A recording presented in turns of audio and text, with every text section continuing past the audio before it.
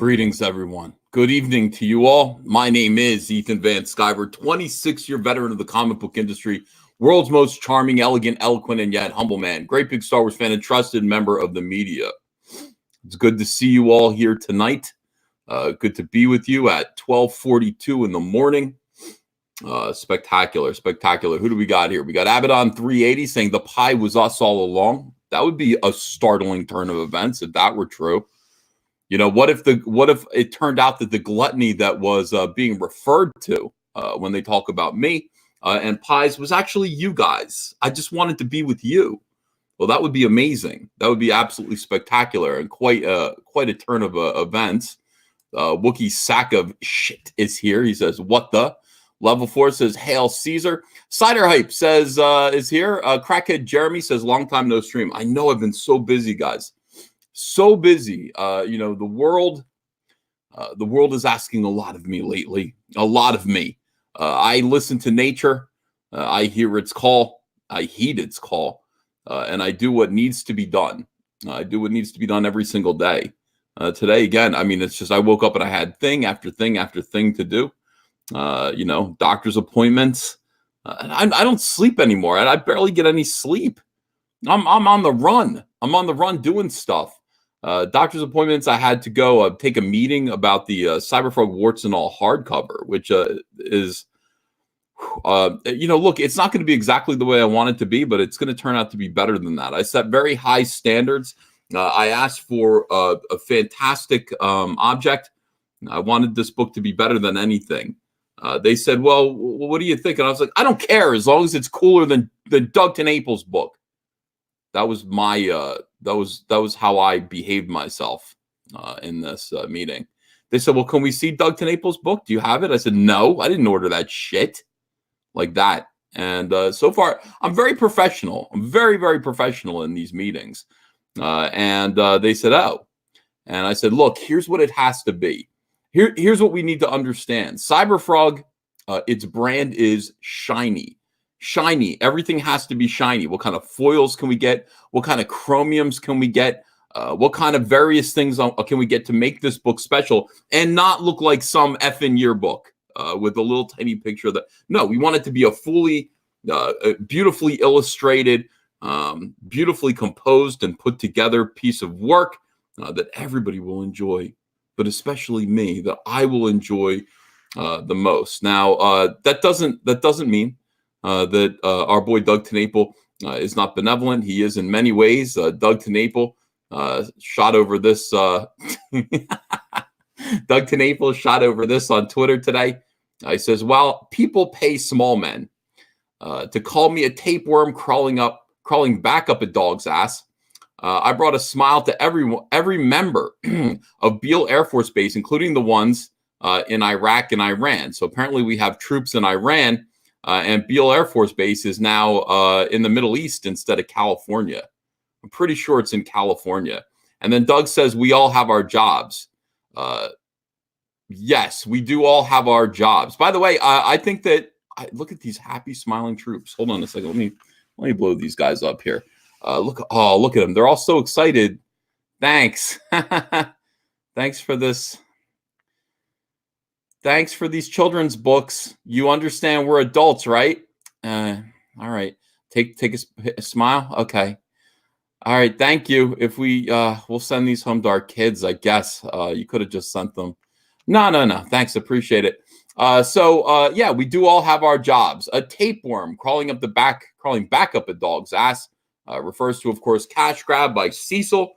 Cecil, the great Cecil, who has just jumped up $95,391 thanks to Doug TenNaples' endorsement of his product. We all do have our jobs. Cecil's job is to sell Dirtworm books and also Cash Grab books, and also, from what I understand, a flask. Cecil has listened to the demand of the people. The people have made demands. They watched his video. They watched his very clever video, and they decided that the thing to do would be, the thing to ask Cecil for would be one of these beautiful Cash Grab flasks, just like Cecil holds in his cartoon. Let me show you the cartoon so you'll know what I mean. Here it is. have the audio off. It doesn't matter. I'll add the snapping. Take that hot dog. Oh, that's a shame. Run, Cecil, run. Yeah. There's your boy, Zach. Watch this. There it is. At this moment, Cecil realized he had the perfect merchandise opportunity right here. Right here. Right here. Let's make one of these. And I think that's what he did. I think Cecil went ahead and listened to the outcry of the fans and created a head sketch flask. So it's actually says cash grab. It's got Cecil's head on it. $50. Get your Cecil flask today. Get it today. While you're at it, get a copy of Cash Grab. You know what? Get the do this. Get the 3-book combo pack for $75. Get everything. Get it right here. Get all the books. Find out what the troops are gonna be raving about. Find out what the troops are gonna be raving about. Dirtworm Doug, fantastic book. Everyone's excited for it. All right, let's add Micah Curtis to the stream. Micah, hey, how buddy. are you? Hi. How you doing? Fine. Why do you ask? I don't know. I'm just happy that you're doing good. Narwhal, how are you? Hail Caesar. Hail. Narwhal, I got to tell you something. Narwhal, by the way, for those joining us tonight, Narwhal's a star. Dude, what about this timing? You had me on Friday, then Zach reviews, which he never does, like in a promotional way-ish, Earthbound, like he liked it. Yeah.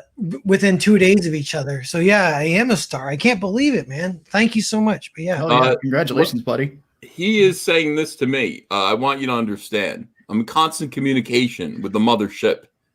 Zach is building a ship that's going to take us all off of planet Earth, take us somewhere better than this, somewhere where there are no SJWs. Zach said to me, "Can you tell me more about Narwhal?" I never really paid attention to him much. And I don't remember him from any live streams since I barely watch your live streams. Because he doesn't like your voice. That's what he used to say. Do you remember that? Yeah. I'm halfway through this book of his, and I'm seriously kind of freaking out. Zach doesn't write shit like this.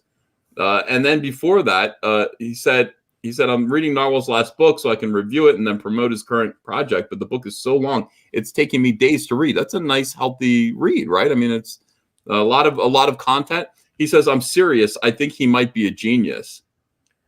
He said it's the full experience. He has utter confidence and originality. This is what he's telling me in private that I'm not. I can't believe that. Sharing it's with giving me you. Goosebumps. Yeah, dude. This reminds me. When I streamed with you on Friday, it's what I like when Frank Miller released Dark Knight Part 2 or whatever. That minimalist, like kind of phoning it in, crappy book. And on the back, you turn over on the back, and all his contemporaries were saying, "This is like if a punk kid came on the scene. This is what it would be like." And I was like, that's not what it would be like. You guys aren't even looking for punk kids. You don't read books. You don't know what's going on. You know who's reading punk books? Caesar is, and your boy Zach is. Oh, I mean, Zach is. I'm not. I don't have time to read anymore. I don't have time to read Narwhal. He sat there and he laid out on that bedspread of his, and he's reading Earthbound. Yeah. And, he really likes it. He's now looking forward to. I mean, I wish I had time to read. I barely have any time to read anymore. For an agent, and the fact that Zach said this took him days to read scares me because, like, I'll read a comic book if it takes 15 minutes.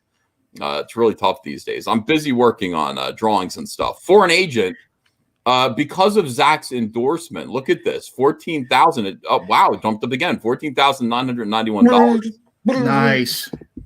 You have passed through the woods.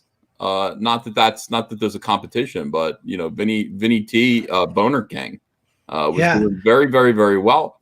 That's good company. It's damn good company. It's rarefied air, $14,991. And let me just check something here. 3 projects. I want to point out now that with only 3 days in, your total is almost 1/3 of your total funds raised. So you are going. This is going to be your biggest seller ever. That's crazy. That's crazy. You know, and Earthbound that's still in demand. Because of that, it sold 100 copies. It's up $4,000. It sold 100 copies of Earthbound because of Zach? Yeah. Damn, bro. Yeah. That's awesome. It's insane, man. It's insane. My life is changing before our eyes. I'm like, so I have plans. Like, I'm going to like invest in comics. I'm going to start some projects where I'm just like the producer. I'll be hiring people, but like, it's all comics, people. We're going comics. We're going to make content. We're going to beat everyone. We're going to beat Marvel. The number one thing I want people to know is that Donny Cates is a piece of shit, and we're going to beat the shit out of him. That is, I mean, I'm with you on that. That's been my message from the start. Yeah. You know, Donny Cates is a piece of shit. Is a big part of what I say every day here on this channel. And thank you. I mean, that if you could only get one thing across to the people, Narwhal, if you could only say one, if you only had one message that you could give to people, it would be that Donny Cates is a piece of shit. I think that's great. Welcome, Rob Arnold of Replicator fame. Hello, Rob. Hey, mate, how you doing? Hey, Narwhal. Micah. How's it going, man? Hey, Rob. Is it your morning? No, it's like 5 o'clock here. Yeah, 5 p.m. You have an identical hairline to Clint Stoker, but you're much more handsome. Oh, thank you. Thank you, kind sir. I'm sorry, Clint, that got over the airwaves. I would have censored that had I seen it coming with my 9-second delay. I mean, that was really cruel. Rob is here. Rob is handsome, though. You got to admit, Rob's a handsome gentleman. But beyond that, he's also a good comic book creator with his book Replicator Remastered. Oh, look at this! It broke 8,000. Yeah, thank you. Thanks, Ethan. I had a massive uptake when I was last on the stream, so much appreciated. Well, you know, we're just trying to get the word out there, Rob. Replicator, of course, is the first work. If you're following Comicsgate and you're reading things like, you know, little projects like Jawbreaker's God King, you know, of a fellow named Aaron Alfishi, and Aaron, of course, this is his first book right here, Replicator, with Rob. Yeah, Arnold. Crazy, super talented, obviously, as you can tell. Yeah, this is DC or Marvel quality artwork without question. No, it's better than that. I can't say that. They don't set the standard anymore. They really don't. It's crazy. And the video on this campaign is amazing. It is amazing. Hold on a second. That you know reminds me to actually turn the audio on, guys, so that we can watch this really quick. We got a bunch of stuff to talk about tonight. It's today has been a crazy day, as usual. All right, here we go. Let's watch this video. A virus is released into the population. It kills millions. It is simply called the Red Death. A new city is born amongst the chaos, free from the disease, but only for the privileged. Hope emerges as a scientist is on the verge of a cure, but before she can finish it, she disappears.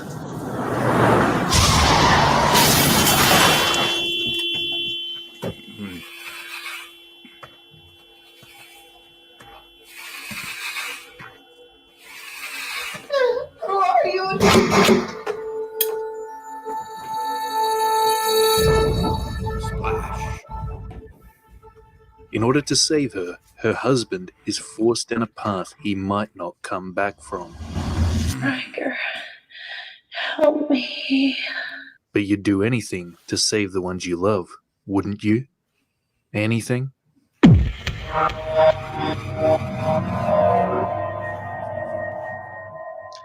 Yeah. I love the female voiceover in it. Riker, help me.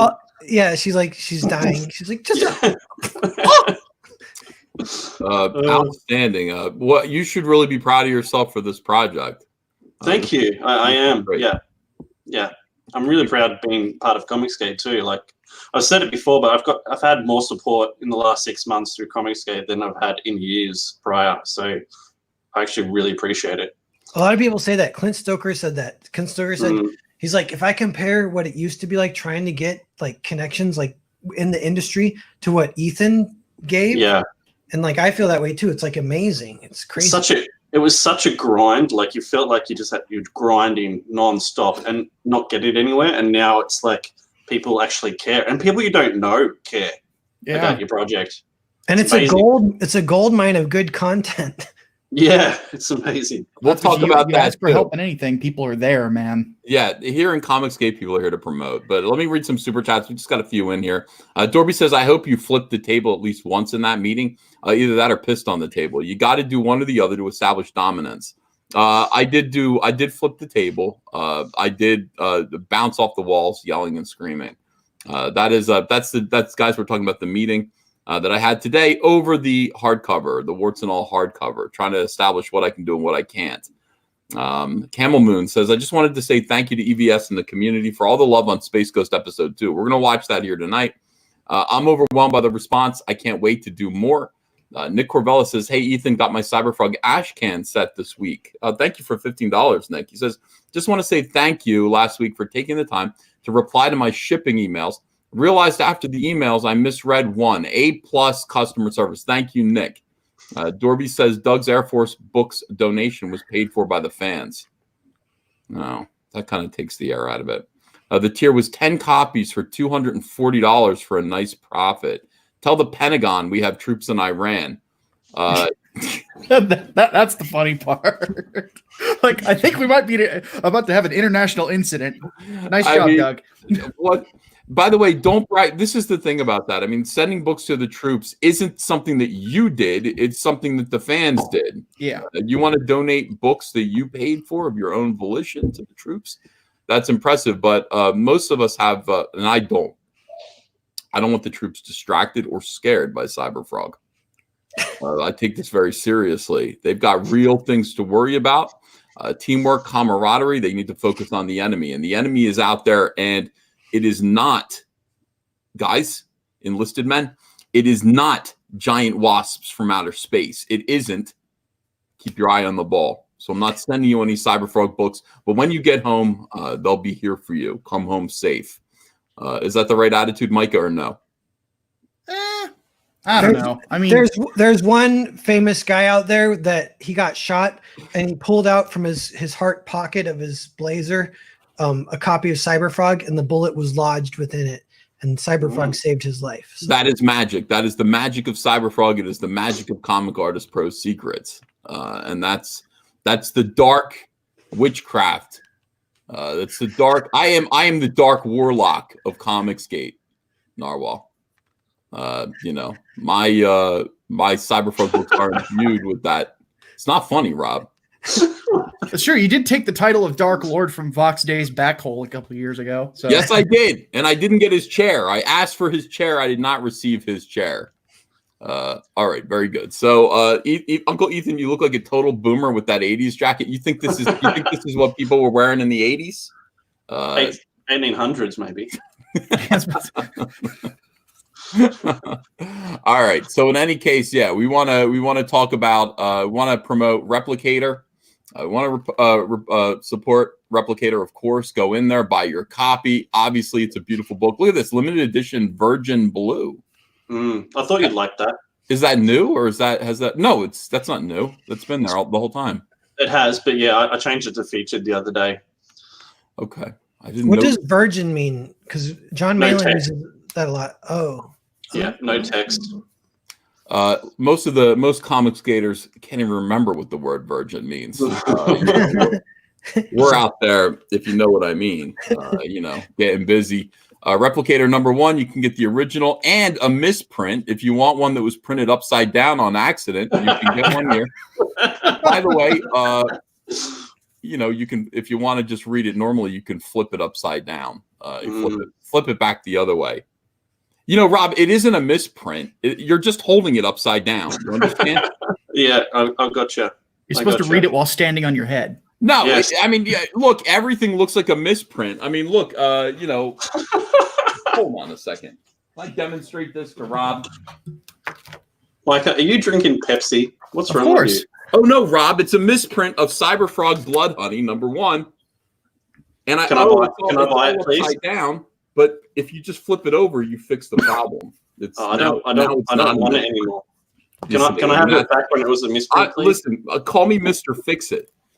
But yeah, guys, do back and support the original and a misprint cover as well. Rob I think Rob may have panicked. Replicator 1 and 2, everything right here for 80. Why 80? Oh, that's because it's Australian dollars, so $86 USD. Yeah. It's probably something nice and even in Australia. Marvelous. Support this comic. Oh, wait, somebody's in the chat. Hold on a second. Let me see who's here. Oh, bunch of people. Here's Adam Post. Here's Vinny T. Hey. And I think now we're a full house. Hail, brethren. Nice. Hail. Hail. Congratulations, everybody. Yeah, man. Thank you. Congrats. None of you are owed congratulations. None of you are. Well, Rob made a misprinted upside down comic. Not everybody could do that. That's right. How many of you have made $100,000 on a comic? I did, but it was 25 years ago. I've had covers that have hit numbers close to that. Well, let me tell you this right now. You're all failures. According to John Delarose today in Mike S. Miller's chat, John Delarose by the way, John Delarose has blocked me again. I didn't do anything to John except speak to him with decency, and he blocked me again. I saw you treat him with decency. I can witness to that. You were a lot nicer to him than I would have been. And look, you told him the facts. His books have not hit the same quality that our books are hitting. That's a fact. He's just not. To be mean. He'll get there someday, maybe, but he's not there yet. Right. I want to encourage him to keep doing what he's doing, and someday he will be there. Maybe. I can't say definitely, but maybe he might. If you just keep working. John is now over in Mike S. Miller's streams, and he is causing trouble in the chat. John Delarose, by the way, when you only have 4 people watching your live streams, the comments stack up. You can get a bunch of them in a row like this. That's brutal. John says, we'll build a much better movement based on Christianity and comics this year. It's going to be beautiful. And then he exhorts Mike. He's actually criticizing Mike. Mike made a meme that was actually kind of funny called The Expandables, and it was just pointing out that like most of us have are fat. I can't say I've gotten fat. The thing Expandables implies that we used to be thin and now we're fat, but it's like we've always been fat. I have no clue what thin is in my own existence. Are you kidding me? I'm not expanding. I'm maintaining. And shrinking a little bit. You're losing weight. Oh, sure.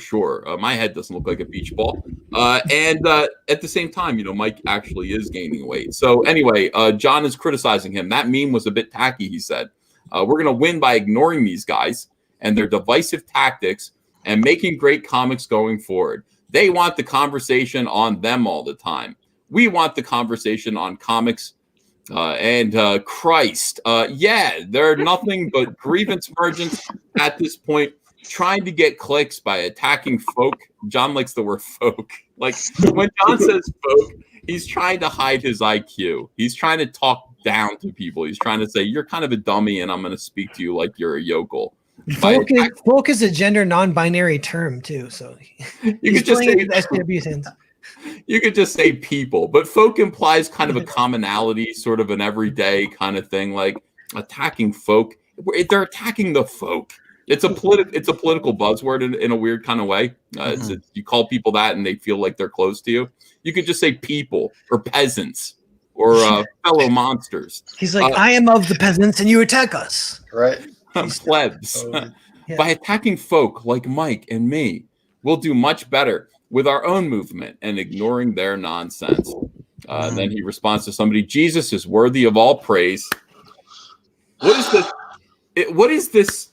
What is that emoji? I always see this and I don't really. Is this praise? It's like I think so, yeah. But the beams indicate that that's praise, isn't it? That's praise. That's praise. But I mean, then why? Like that's a sound effect, right? Or is that shininess?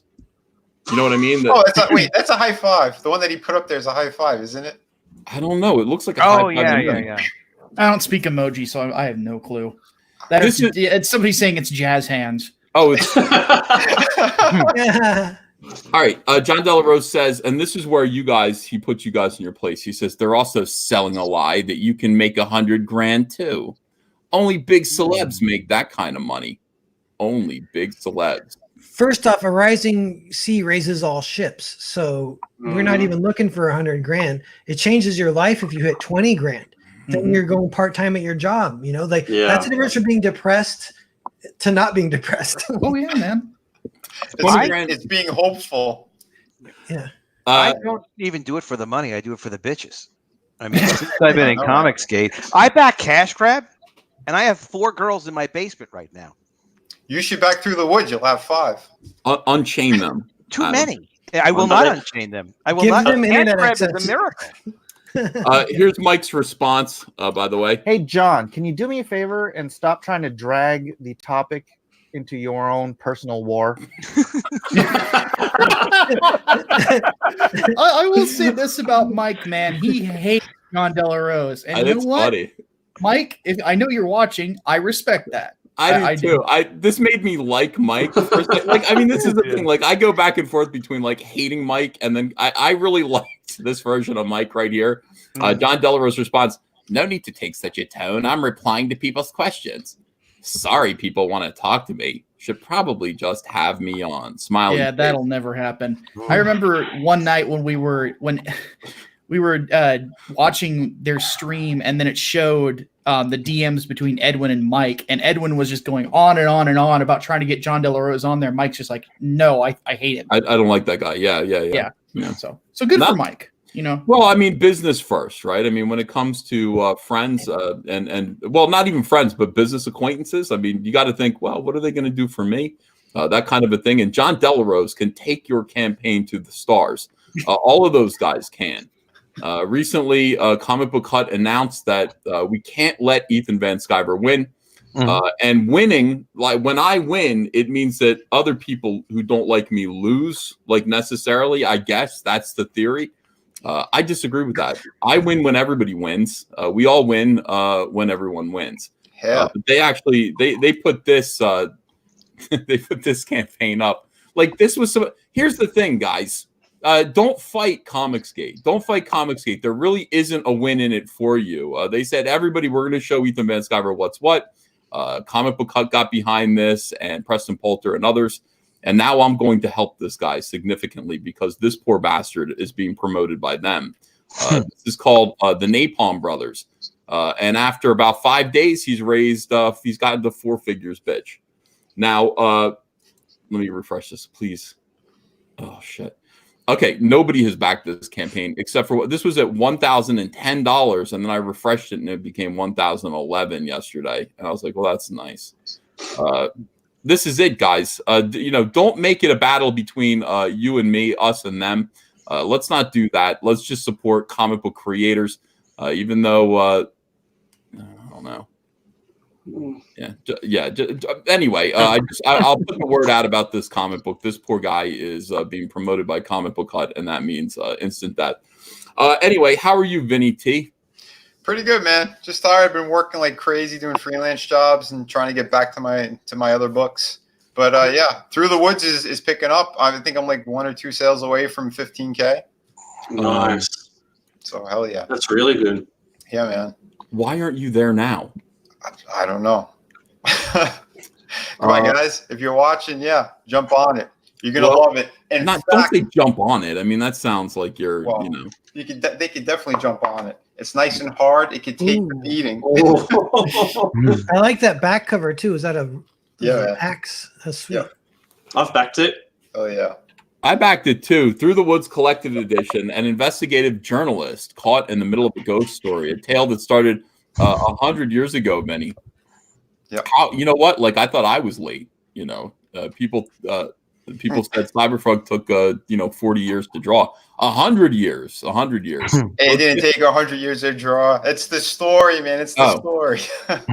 Okay, let's watch this.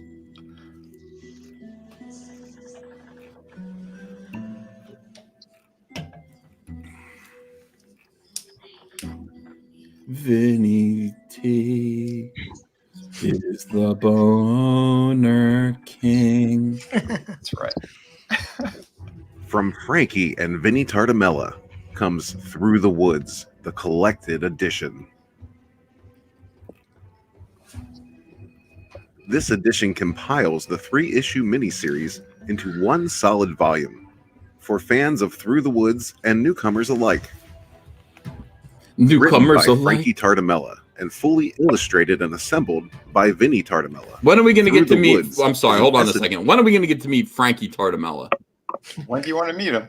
Who is Yeah, this does guy? he exist or is he just a figment of your imagination? He exists. They've been seeing him on Twitter a lot. He's got a clown nose he usually wears. Really? Oh, okay. All Yeah, right. he's pretty funny. You guys will like him. We got to get Frankie in here. All right, let's keep watching this. Esoteric ghost story that will leave you haunted yet fulfilled.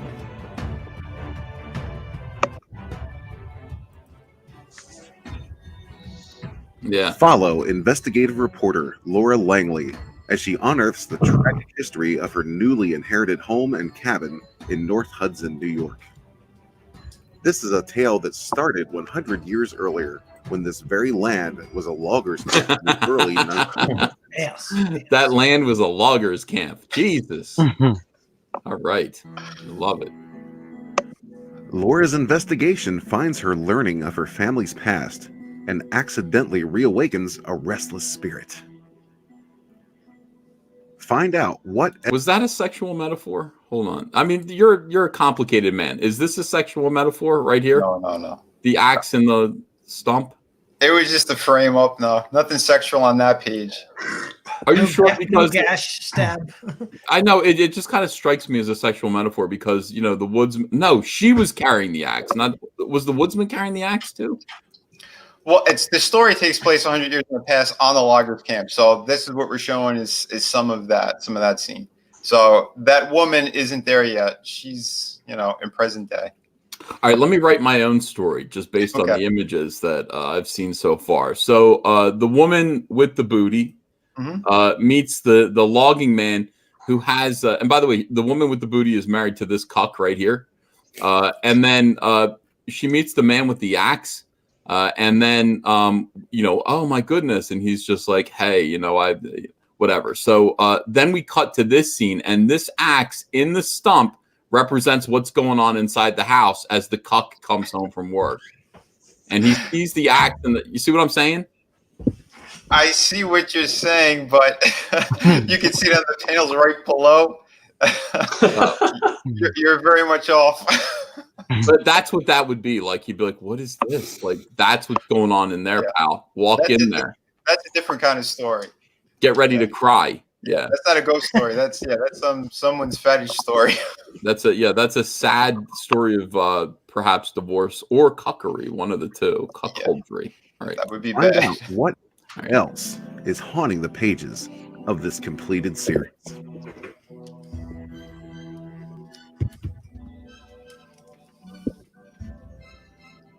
I gotta admit, I like my story though. I might use it for Cyberfrog. Your penthouse sliders. Is this Malin? Is this meant to be Malin here? Was it inspired by John Malin? Not at all. I didn't know about Malin when I was working on this book. So that's a maybe. If you missed the first campaign, this is the perfect chance to get your hands on this ghost. I love this video. This is the fable of an investigative journalist caught in the middle of a ghost story. A tale that started 100 years ago. All right, well, get it done already, Vinny. It's done. Completed. I just showed you it. Through the woods. In fact, Ted Segaro, he did an amazing trailer. It's the second one. He just did it this week for me. Unbelievable. How come Ted Zagara will make you trailers and not me? What's up with that? He's not making you He made your trailer. Oh, he did? Yeah. I saw a Cyberfrog one. That's Did right. you forget? No, I remember. All right, so make sure to back through the woods and let's get Vinny T all the way to $15,000 today. Why wouldn't we? Why wouldn't we do that for Vinny? Come on, guys, you could do it. Can anybody think of a reason? You're already like one backer closer. Look at this, Nice. 14,970. So close. Hell yeah. Okay, Replicator, remastered, of course, also Robert Arnold. Now, these are the two campaigns that we want to kind of push forward. Well, all of these campaigns, I'm going to show you, the ones that I'm trying to push forward a little bit. This one needs to be at 10 already. He's got 35 days left, but he should be at 10 by now. That's my opinion, Rob. I feel like you deserve it. Nice. Yeah, it's a great book, great art.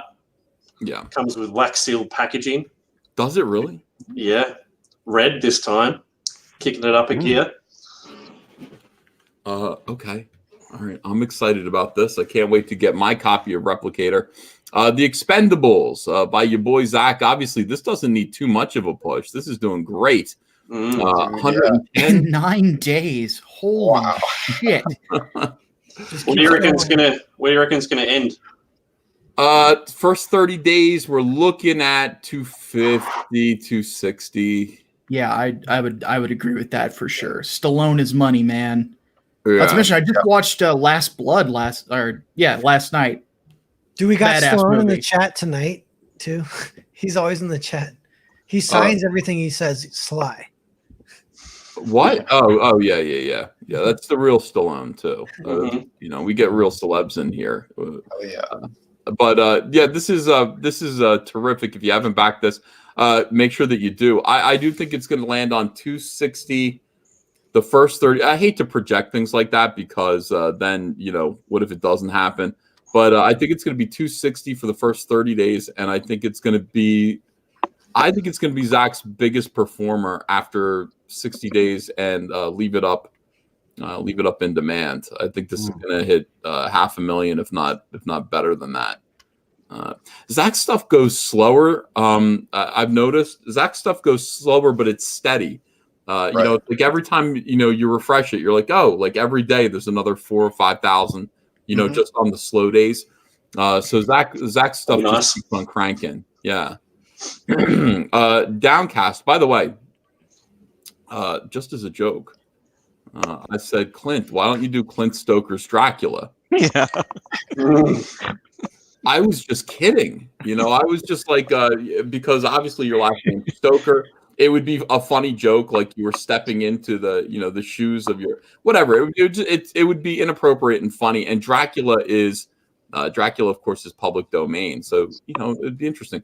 Now, here's the thing: Clint's a Mormon, and Mormons are famous for doing genealogy. We all know our family, family trees going back like generations and generations. It's part of what Mormons do. Clint's mother let him know that he was in fact a descendant of Bram Stoker. That's no joke. That is true. That's where his name came from, is Bram Stoker. We just uncovered that this Mormon boy is related to the father of Dracula, and he is in ComicScape. So Clint is so excited, and he's just like, Dracula is coming back. It belongs to you, Clint. It's your legacy. It's your family's legacy.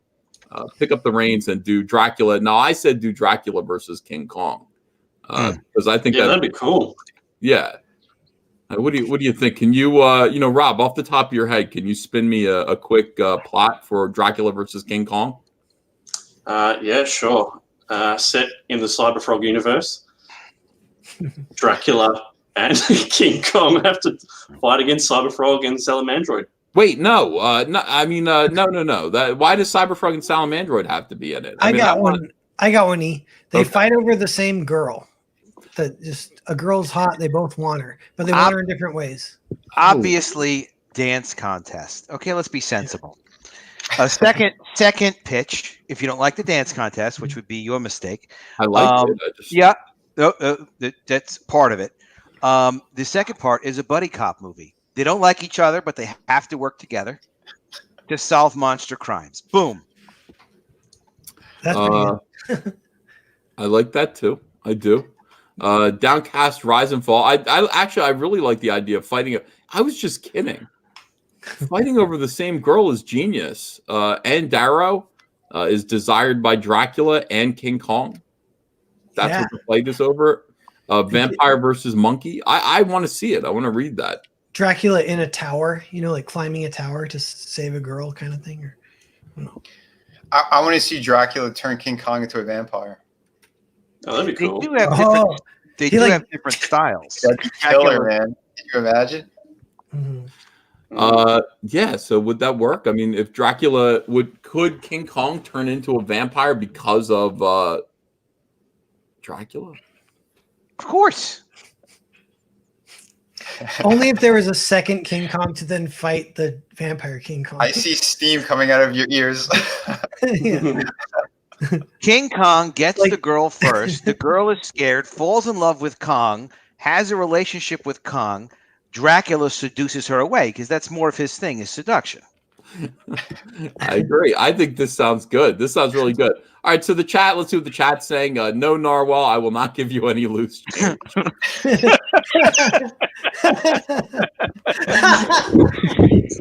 Narwhal Jabba the does- Cook 2. What happened to Jabba the Cook 1? I think this is the sequel. I don't really know who it is, but Jabba the Cuck 1 was bad enough. I don't need another one. I don't need another Jabba the Cuck. It's ridiculous. Let's see. By the way, people are putting the link to Earthbound in the chat. And I probably should do that too. I always think of Earthbound as just done, and now we're moving on to Foreign Agent. But no, evidently, after Zach's recommendation, Narwhal sold another 100 copies. It's absolutely insane. It's jumped 4K in one day. That's crazy. That's Fantastic. amazing. Wow. Yeah, it's crazy. I got to send them over a copy of City of Venus. That's also still on demand. Yeah, seriously, that's magnificent. Okay, so nobody's saying anything good. Everybody's making fun of Jabba now. Everybody's making fun of Jabba the Cuck. I like Jabba. Why do you like Jabba? What is there to like about Jabba? All he does is make fun of me. Well, and you. I feel like it's in good humor. I think he's not an anti. He's here for our benefit. He's like a heel in WWE or something. I don't think he's here for my benefit. Not at all. All right, let's talk about the movie Birds of Prey. Did anybody see it? No. Like the rest of America, I did not see it. I made 2 videos about it, did not see it, and announced proudly that I did not see it. Did you see that everyone was attacking Kyle on Twitter? That's pretty funny. Yes. Yeah, I featured one of his tweets. Yeah, Kyle is spending too much time on Twitter fighting with feminists. And He loves it. He's got to stop so he can call her Cyberfrog. I didn't get any Cyberfrog pages. I got 4 Cyberfrog pages over the weekend and 0 pages today from Kyle, and that's because he's fighting with feminists. That's ridiculous. It's his new fetish. It is fun. I mean, once you start, you can't stop. Yeah. Because how could anyone defend that movie? It looks so god awful. Look at this Asian woman here. It does with a little look real. bandana on her Hey, head. Ethan, you've drawn all of the characters that are in this film at some point, right? I don't know. I hope not. Canary and Not like Huntress this. and all of them. I'm pretty sure I've seen you do Canary. But anyway, like, how on earth can you take those iconic outfits and looks and then just do that? I couldn't even tell you who Canary was in there if I hadn't looked at it before. She looks like It's like she looks like a hoe. they were like in Hot Topic when an earthquake hit or something, and clothes just flew on them. Yeah. I think I just want to say that women aren't scary. I'm not afraid of them. Like if this woman were coming at me with her little bandana, looking like something out of Electric Boogaloo, yeah, I'd be like, shut the fuck up. I'm not afraid of you. I'm not afraid of you. I'm a little afraid of you because you have a weapon in your hand, and I'm afraid that you don't know how to use it. And then Margot Robbie's wonderful, but this is ridiculous. Knock it off with this shit. Just be Harley Quinn. All right, so this is the review out of CBR. Sergio, this is a man. God damn it. We have completely, like, if this article were written by a woman, I would get it, but we have completely cucked the men in comic book fandom. Just completely. These guys are apologizing for the idiocy of feminists in comics. Left and right, they are condemning their brothers. Birds of Prey. Most of the negative reviews are from men, he says. You don't say. Most of the negative reviews are from men. Oh, that's interesting. Here's another. Birds of Prey's opening weekend audience was shockingly 54% male. Okay, so that makes sense. Here we go. Director Kathy Yan's Birds of Prey and the fantabulous emancipation of one Harley Quinn. Fuck you. Could they have got a worse title or a longer title? Hi, I'd like 4 tickets for Birds of Prey and the Fantabulous Emancipation of One Harley Quinn, please. You too. Yeah. Starring Margot Robbie as the Clown Princess of Crime, debuted to a fresh rating on Rotten Tomatoes. While the score was dropped as more reviews pour in, the most noticeable thing is that the bulk of the negative reviews come from male reviewers. Well, again, 54% of the audience, 54% of the people who actually went to see this piece of garbage were men. So that makes sense, right? You do the math. Very good. Naturally, just because the film is a first for superhero movies because it's written by a woman. Oh, of course it is. Of course it is. So we have to hold it to a different standard. Directed by a woman and starring mostly all-female cast doesn't absolve it from criticism. It deserves to be judged for both its strengths and weaknesses like any other piece of art. What is concerning, though, is how less than 10% of the negative reviews are from women. Women, get out there and start giving negative reviews to this movie. Women are lazy. Catch up, girls. Yeah, like I mean, it doesn't. Men are out there doing what they're supposed to be doing. They're giving Birds of Prey and the Fantabulous Emancipation of One Harley Quinn. They're giving it terrible, terrible reviews. They're doing what they're supposed to be doing. They're warning the rest of the world about this piece of garbage movie. But women are not. They're just sitting on their hinders. They're eating. What are they eating? Bonbons. No, that's too cliche. Try again. Men's hearts. Ooh. Strawberries? Chicks like strawberries. Strawberries is better. Yeah, strawberry. They like strawberries. Or strawberries. All right. Yeah. Anything that doesn't make them fat. Chocolate. There could be there could be a twofold explanation for this. One, reviewers turned a blind eye to Birds of Prey since it's pioneering, and they're caught up in the euphoria. That could be it. It could be that everyone's so excited that, it's Birds of Prey and the Fantabulous Emancipation of One Harley Quinn mania. I'm angry about this movie. Tell me why.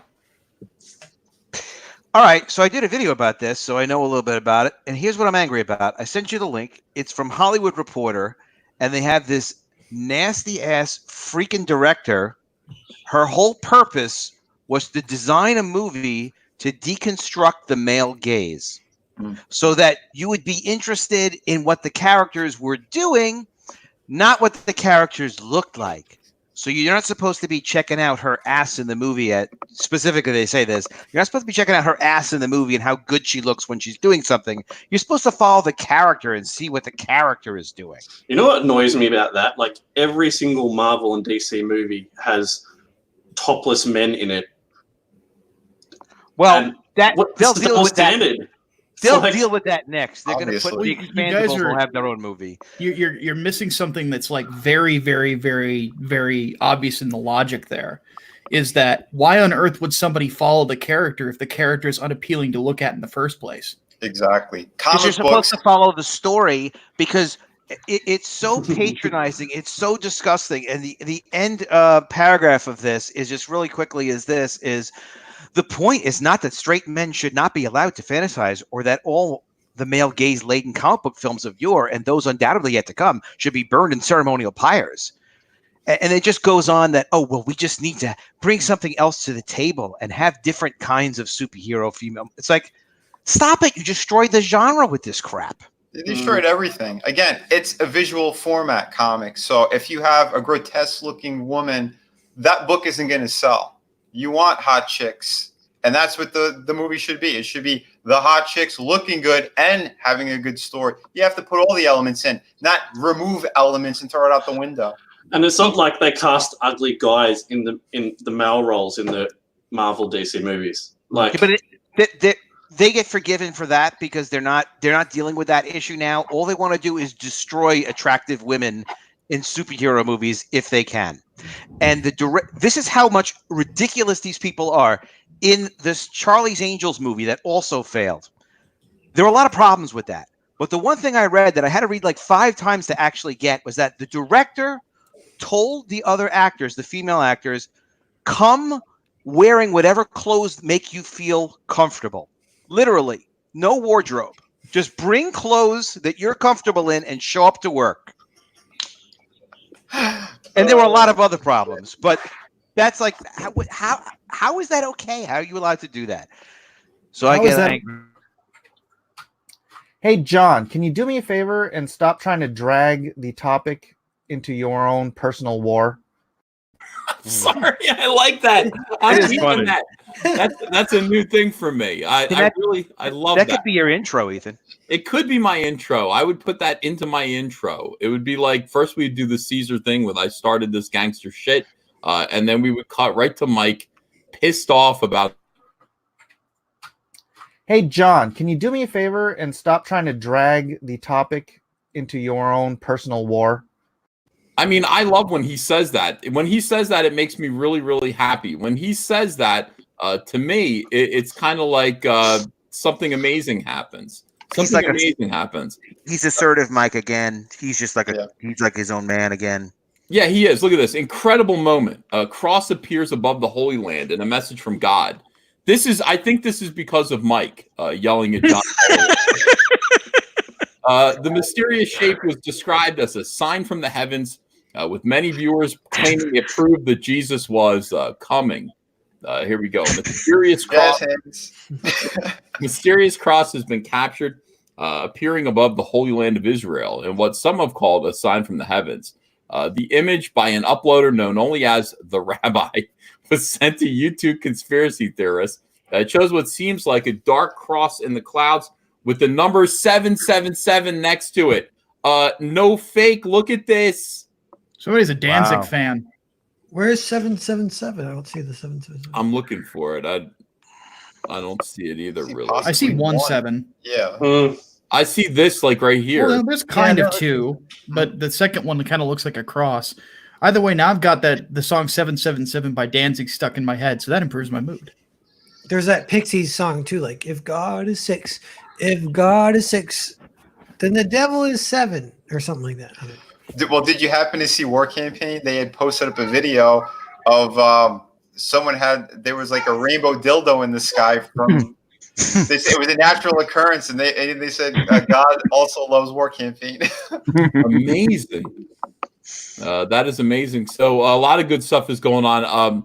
The person spoke up and said, "Hey, look, there's a cross up in the sky. I guess this is it. Is this the 7, and then 7 here, and maybe that is the cross?"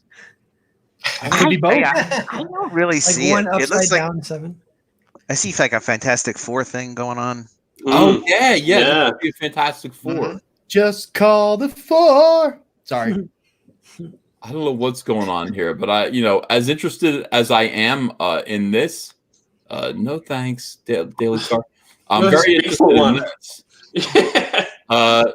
Bigfoot ruined my life. Woman convinced Yeti beasts stalk UK after encounter. British Bigfoot expert reveals meeting a massive man, cross ape, with thickly muscled body covered in hair. That's just Adam Post. I was gonna say Kelsey Shannon. Yeah, I was gonna say Kelsey in the woods. It sounds like to me. Well, I was just gonna say somebody apparently caught me when I was in the UK, but whatever. Why is Bigfoot in the UK? Maybe he's a fan of Brexit. They do have a lot of woods and stuff. We need a UK expert. Yeah. I'm told that the ale is great. Whoa. That does look a little like Kelsey, though. They got footage, huh? Yeah, a little like Kelsey. Kelsey, if he doesn't shave for a week. They have his eyes down. So where are all the women at? People tell me I don't follow current events, but I do. I'm reading the news constantly.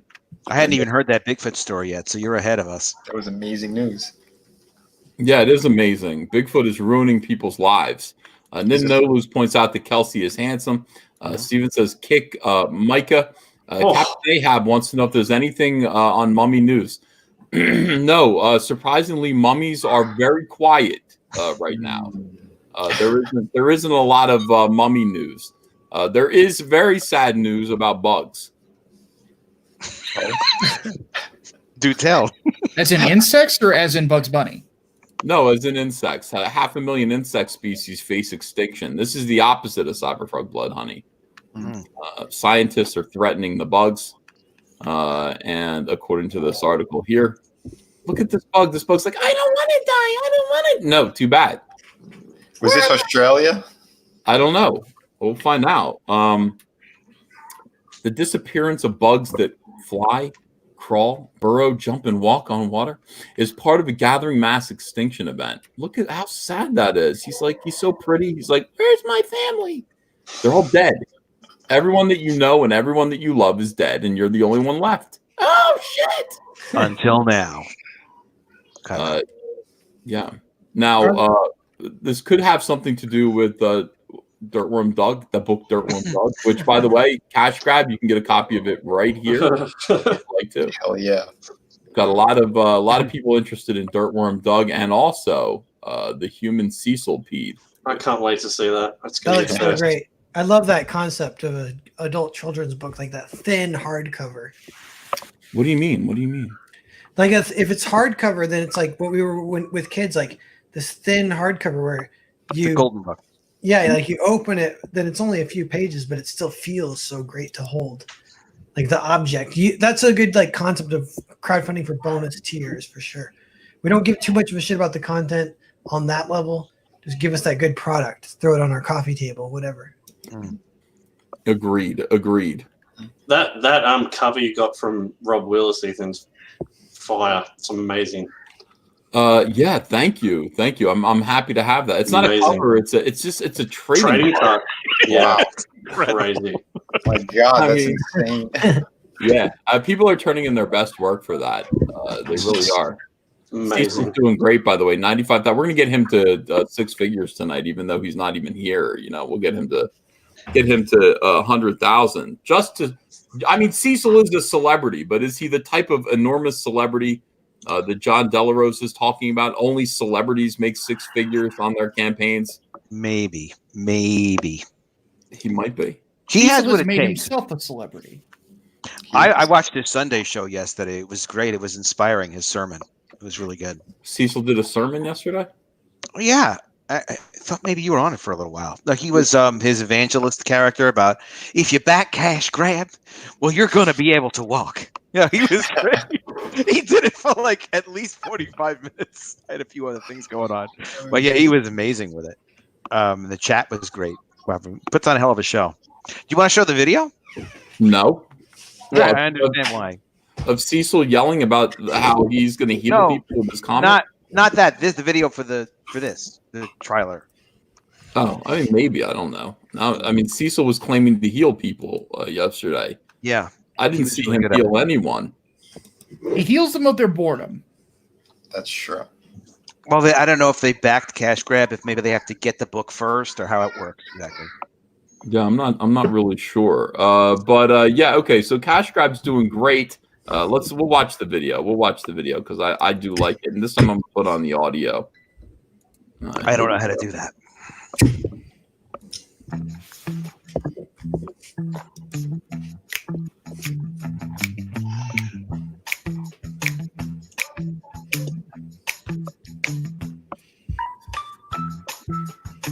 Check out that gate.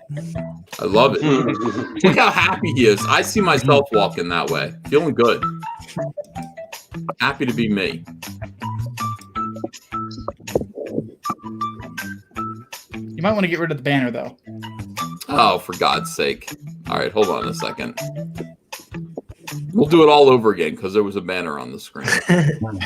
Start it over. Yeah, sorry, guys. Great little song, too. No, it really is great. I mean, whoever who did make this again? I can't remember his name. I don't remember. He did some other stuff too. He did a fake Batman beginning with Cecil. So good. Yeah. Oh yeah. Oh, gosh. Cecil said that he's going to do a longer version too, I believe. Oh, cool. I hope so. Nice.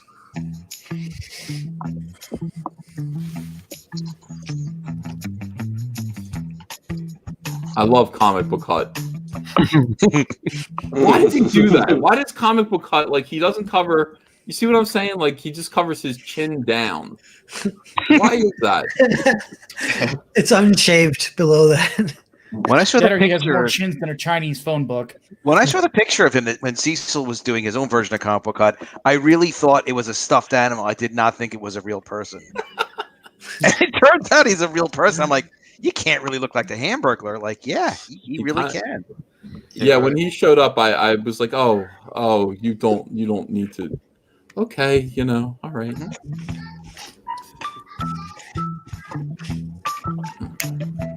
Pencils and inks by Donald DeLay, colors by Ink Spots. Yes, get a flask.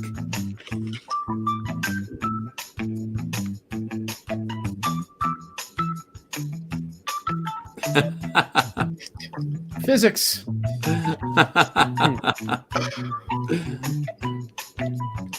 Beautiful. I don't know if is it based on a true story? Did this really happen? In his head, it did. It happened. It did happen. Yeah. Well, I know you got to incorporate in the Dirtworm Doug parody, so yeah. That part happened. That's a true story. Let's check in on the Expendables and see how that's doing. All right. And Foreign Agent. This is Narwhal's new book. Narwhal, what's this one about? Oh, there's a video. Hold on. Let's watch the video first. I love this video. Oh, yeah.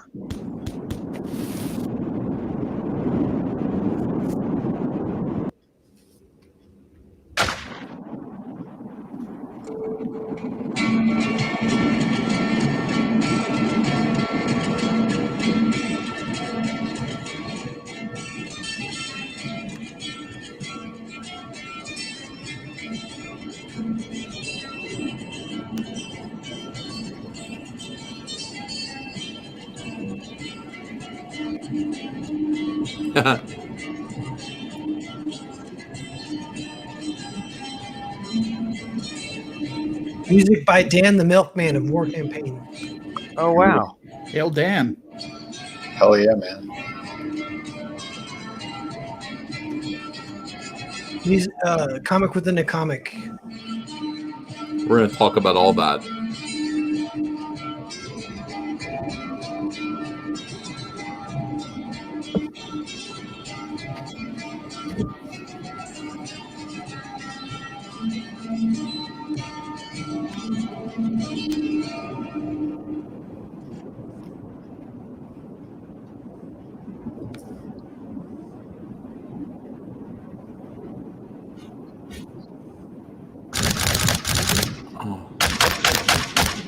Yeah, no, I mean, it's don't want to spoil anything in the book. I would say the last, it does build, the tension builds, and the last 80 pages or so, 60 pages or so get very, very intense. I mean, you bring things to a boil with all of these different characters.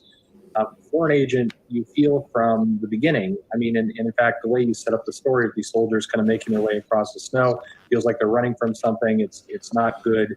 Their situation isn't good. By the time you hit page 7, you're feeling tense. Yeah, God damn it, Narwhal. Someone sent me fan art of a logo today, and I paid him for it.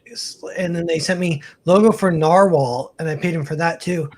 So I don't know, like it's getting fan art, but it's like Narwhal. I mean, like it's like the whole big picture. I don't know. I'm stoked.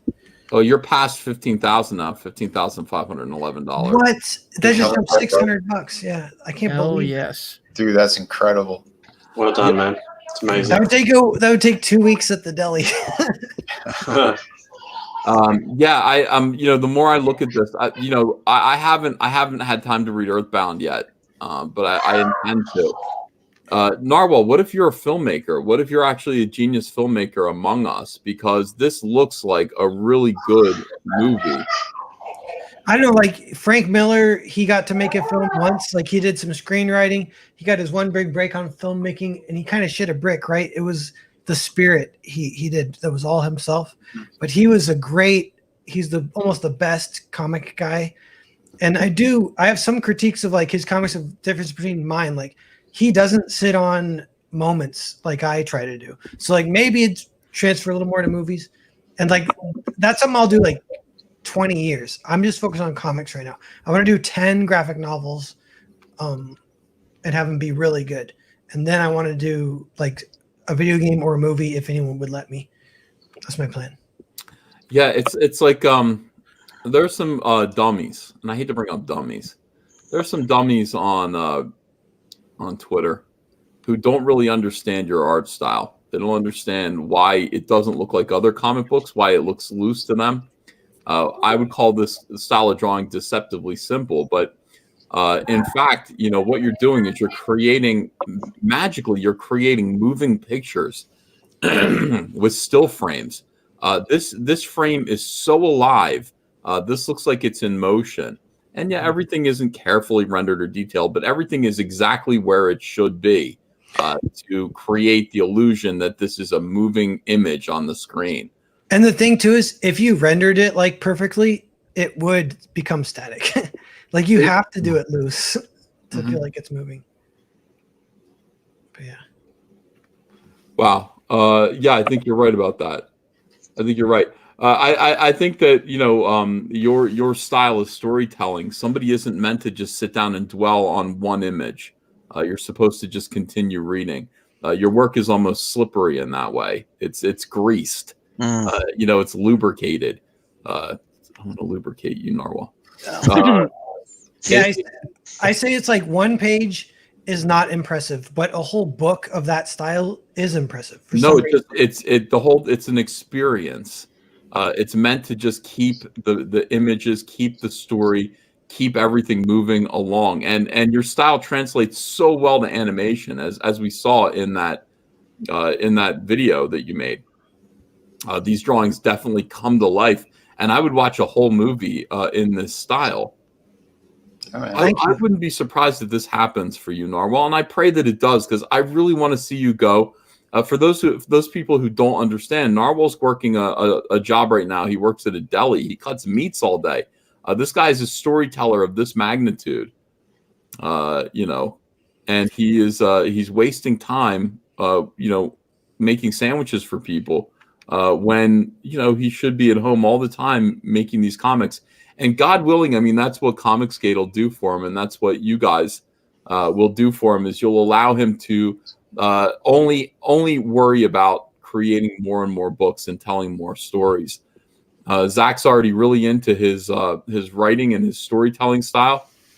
I'm excited about reading Earthbound and then getting my copy of Foreign Agent. I can't wait to see what you do. Thank you. Yeah, and it means so much. I say again though, like the timing, I can't believe it. Like you had me on to launch, which is a great like very loving aspect that you did for me. It's so great that you taking me under your wing, helping me. And then Zach reviewed it, and then he liked it. Like these two things happened within 2 days of each other. Yeah, that's super cool. Yeah, that's like changed. Really That's amazing. changed my life. It seems like, yeah. Better and better stuff is going to happen, Narwhal. Yeah, truly well deserved. I've been on so many drawing streams with Narwhal. Seeing the stuff that he does and what he comes up with, you know, in those 2 hours is like breathtaking. So to see something like this, hell yeah. This is incredible, man. Hail, brother. I love it. Absolutely love it. I'm excited about I'm just excited about all you guys. You guys can do great things together. Great things on your own. We can do great things together to actually get these books out, let people see them. All right, let me see here. I want to talk about a couple more things. I want to talk about Downcast by Clint. I wish Clint were here. I don't. Is Clint in the chat right now? Can you guys see him? He's got to be sleeping. He just did a long stream and he's got work tomorrow. I just streamed with him and he said he's going to make his video for tomorrow and go to bed, I think. Your boy Zach gave him a light roast on a stream the other night. It's pretty funny. Really? Yeah, he said he had the personality of mashed potatoes. Clint is yeah. I mean, look, Clint is a very kind of soft-spoken and thoughtful gentleman. But you know what? So was Bram Stoker, and Clint, of course, Clint is the descendant of Bram Stoker, the creator of Dracula. It's amazing. Clint's kind of like he's a defensive landmine that we know that if they're attacking him, then they are the worst people ever because he's so nice. So, that is so true. Yeah. I agree. You know, He doesn't even swear. Yeah. No, of course not. He's a good Latter-day Saint boy. You know, what's there to swear about? He's a very nice guy. So Downcast 2, I love Downcast 1. Downcast 2 is on its way. And then Clint has a deal with Alterna Press. What do you guys think about that? What do you guys think about the idea of getting a mainstream publisher? Are you guys down with that? Yep, that's awesome. Well, it's good because he's doing Downcast 1 with the mainstream publisher. So Downcast 1 will probably be out in like January of next year. So people backing Downcast 2 are going to get Downcast 2 this year. And then next year, the comics come out. There will be a way, I'm sure, in the comics that they can find Clint's website. He'll make some new connections with people, and they'll be able to back his future campaigns. And then they can get these lower price versions eventually through the stores. Yeah, and the one that he's done through the Indiegogo has like different features and pages in it to the one that's going through Alterna, from what I've been told. Oh wow! But even not a bad way to do it either, because if you have some sort of exclusivity to your crowdfunding, that still keeps it special. It still keeps it to where the audience looks at it and they goes, okay, well, I could wait for it to be in my comic book shop, but if I back it now, if I essentially pre-order this book, well, I could get prints that aren't going to be in the store. I could get posters. I could get it signed, et cetera, et cetera. And you can't rely on comic stores anymore, really. Aside from that going out of business, they don't even get what they order sometimes. So you could pre-order copies of this book, and you should at your local comic store when it eventually goes into the Diamond catalog. But they may not even deliver them at Diamond. So, it's very much catch it if you can get it. I told Clint, I was like, you won't be able to release part 1, part 2, then release part 1 and 2 combined. You make double the money. That's probably going to be more money than you'd ever make by doing this deal. And then he told me, he's like, actually, that deal isn't included what I signed with Peter Samedi. So he still gets to do that, but it will be later because the time he doesn't cut into their sales. So he'll do it 2 years later. He's going to sell everything as one for himself. That's like what Ethan talks about, the Walking Dead model. That guy, yeah. Collect it again. Yeah, I mean, keep it in print, so that people newbies can jump on board at all times. That's important. I think that's what we should all be doing. All right, so very good. I want to talk about. I have new T-shirts, guys. I want to thank people. I talk about this in the chat. I'm like, hey, I'm not much of a designer myself. That's not really what I do. But if anybody wants to do designs for me, I'll certainly buy them if I like them. So if you send me a T-shirt design and I go, wow, how much? That's money right there. I actually have a couple of new T-shirts that, and thank you guys for doing them. Let me see here. They're up on Crypto Fashion. I put the ad on. Why can't I show it this way? There it is. I put the ad on Crypto Fashion. This is the Cyberfrog J. Lee Wrecked Planet shirt. It just says "Get Wrecked." This shirt's available in all different colors. I love this design. I never would have thought of this. Yeah, it's killer, dude. It looks cool. So this is available on Crypto Fashion. Just go to Crypto Fashion, ComicArtistPro Secrets, and you'll find it. I'm going to start linking to T-shirts again in all my videos because I want to do the green supremacy. I want to do a bunch of crazy new Cyberfrog T-shirts this year as we get ready to promote Wrecked Planet. By the way, thinking about making this for real. Look at this. Do it. I just gave people my profile. I sat, and filmed my own profile for a little while. So I said, put me on the coin. I want to be, the coin of the realm. And somebody did it. And damned if I don't want this coin. And by the way, my hair has always looked like this. This is what my hair looks like. Still does. I love how they made it extra long in the back like that. It's almost going off the coin. Oh, this will be the future currency of all of the world. You do know that now, whenever CG Con happens, you are going to have to wear a toga while you're walking around, right? No, please. Oh, come on, Ethan, toga party. Let's do it. That would be horrible. No, I don't think I will do that. But that coin is so funny. Yeah, I do want to put that into. People get angry about it. They're like, "You think you're a Caesar? You have a crazy ego." That's funny. I can't help it. I think that's funny, and I don't know if it makes me laugh. It makes me laugh. War Campaign is busy doxing everything that I own, all of my clothing, by the way. If you're watching the War Campaign show and you know, people talk about War Campaign and its dong memes. Well, you have no idea what it feels like. You have no idea what it feels like to have somebody actually doxing everything that you wear. It does. It feels like a violation. It feels very, I don't know. It feels very intrusive. But they are doing it, and every time I wear something, these guys hunted. It's the Caesar starter kit. That's so good. Get the look. I mean, I love Roe just to. Brothers, we have the information. They found they chronicled every single one of my baseball caps, and I must have 25 baseball caps, and they found them all. They found where you can get them. You know, if you want to buy my crummy baseball caps, they found them. I love this. I love that they even got the little tanning goggles that I wore to look like Captain Cold. If you want to look like this, here you go. If you want to look like a lunatic, War Campaign is doing this. War Campaign is actually actively doxing everything that I own. Now, good luck finding this, guys. Good luck finding this. I'm not even going to show you any more of it. This is all you see. Good luck finding it, bastards. Terry says, "Hail our gay lord," says Terry. No, Terry. Hail Terry. You can't tell me War Campaign isn't funny. Literature Devil says, "Get wrecked, genius slogan." Oh, well, I don't even think I came up with it. The fans did. Yeah, the chats did. I said, of course. Why didn't I think of that? Turn on a little light here. I don't know why it's so dark in my office. All right, so let me read some super chats from you, gentlemen and ladies. Let's see. Just bought Earthbound in demand after seeing Zach's video. You were off my narwhal. You were off my radar, narwhal. And your minimalism on the new campaign was a turnoff.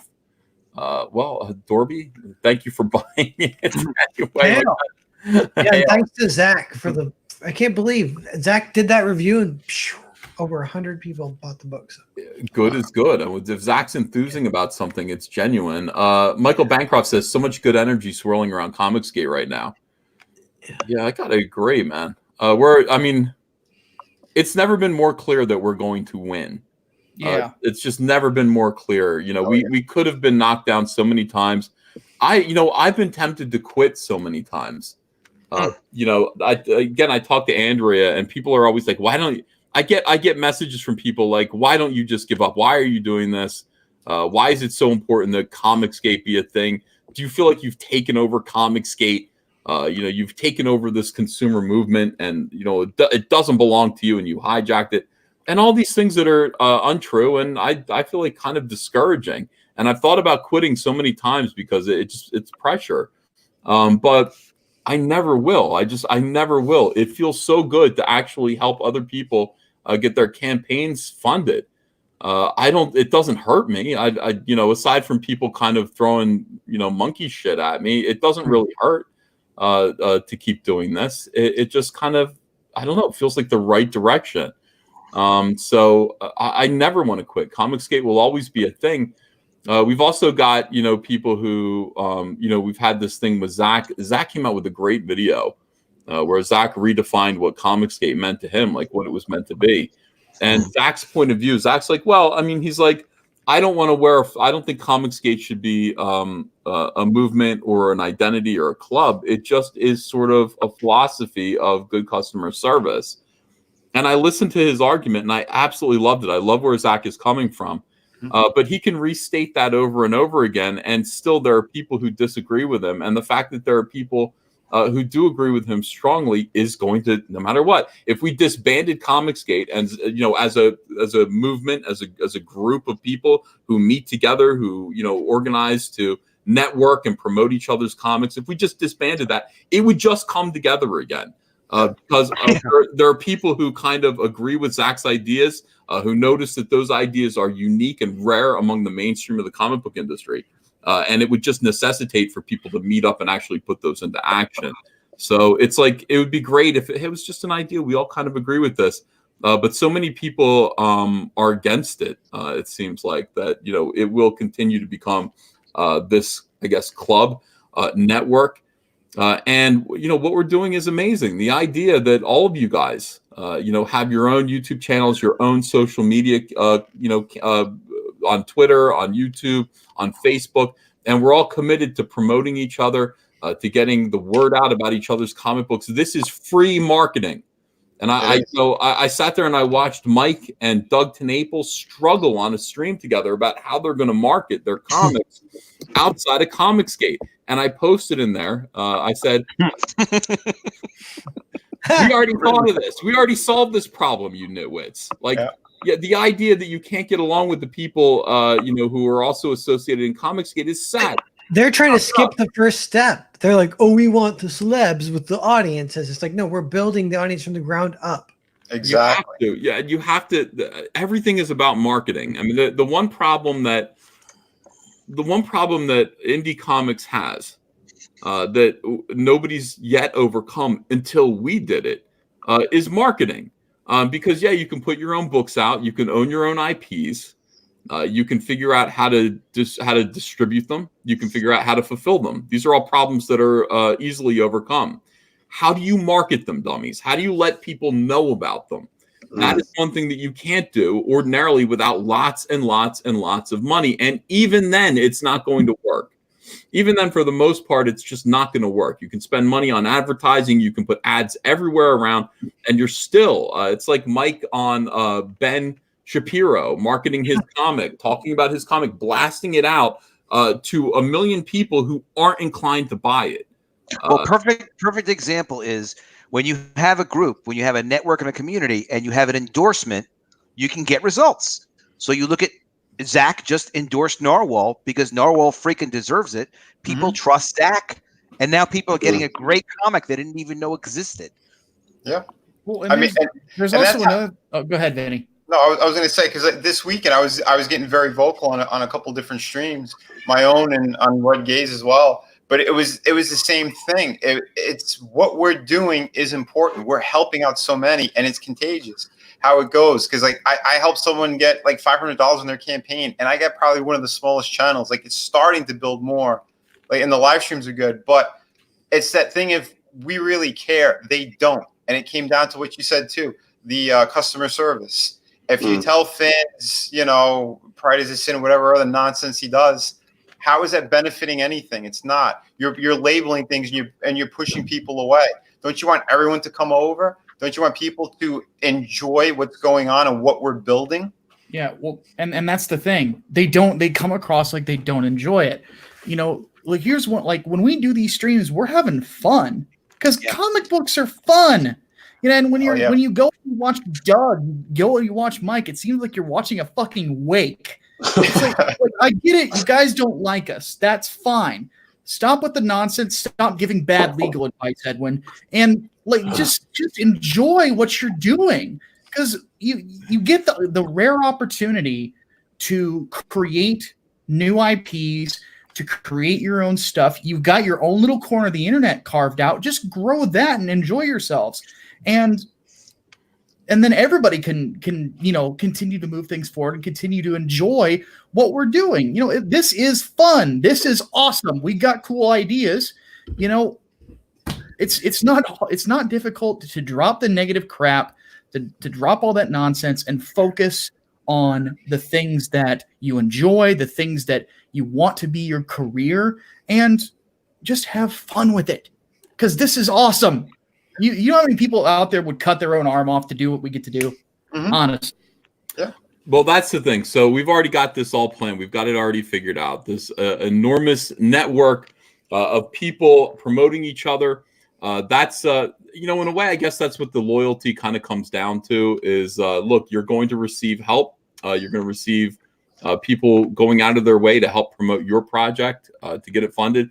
You need to return that favor. That's the commitment here. You need to actually do what you can do every single day in some little way, even if it's just retweeting. Retweeting doesn't cost anything. It doesn't even cost very much time. You just have to kind of be cognizant of other people's campaigns and be on the lookout. Follow everybody on Twitter.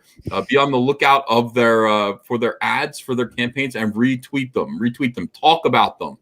Talk about other people. And if you talk about other people and what they're doing, they're going to return that favor. And that's what Comicsgate is built on, and it's free. It's free. It costs nothing. You don't have to put a dime of your own money. Mike's sitting there like, I'm going to have to sink this much money into Facebook ads. It's not going to work. You're not going to sell any comics that way.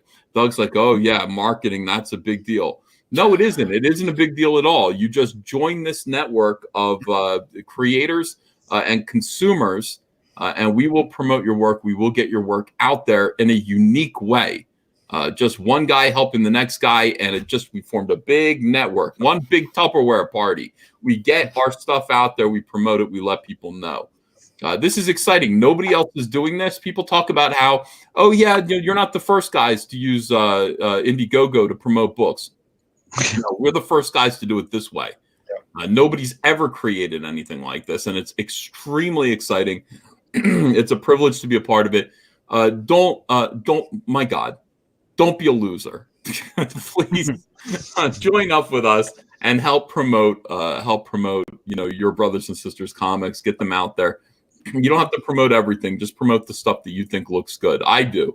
You guys are here because I think you guys are not exceptional. Let's not use that word. You guys are extraordinary. Your work is unique, and it is the cream of the crop. So you guys deserve to get some extra attention. Thank you. The cream rises to the top, and you'll hear voices saying, "Oh, only celebrities make 100,000." Well, it's not that we're celebrities, except for Cecil. Cecil inexplicably has made $100,000 almost on cash grab, and he's never done any comics in his life, but he has spent all of a year and a half, 2 years out there on social media making a name for himself. Working really hard to promote who he is. He'll do 8-hour streams with you and stuff. Yeah. Yeah. He's it fantastic. Makes him better too. It's like you let people on your stream, and like if you let me on your stream a year ago, it'd be different than if you do it now. I don't know. Mm-hmm. Yeah. So but in the meantime, everybody is going to do better. Every single time you're going to do better. We're going to make sure of that. And if you don't, it's because nobody wants this book, and it's time to try a different book, and that's going to happen. I mean, if I'm going to launch Fearsome at some point. If it doesn't do as well as Cyberfrog, that means stop doing Fearsome. They want more Cyberfrog. If I launch Rainbow Brute and it doesn't do as well as Cyberfrog, don't do more of that. Do more Cyberfrog. It's all about the fans and listening to the fans. I put out everything that I talk about on Twitter. I talk about it here. Just to get a fan reaction. Talk about the Cyberfrog action figure and what's being discussed. I show the initial sculpt, which I don't like yet. And people just say, how many joints? Well, there are 9 joints.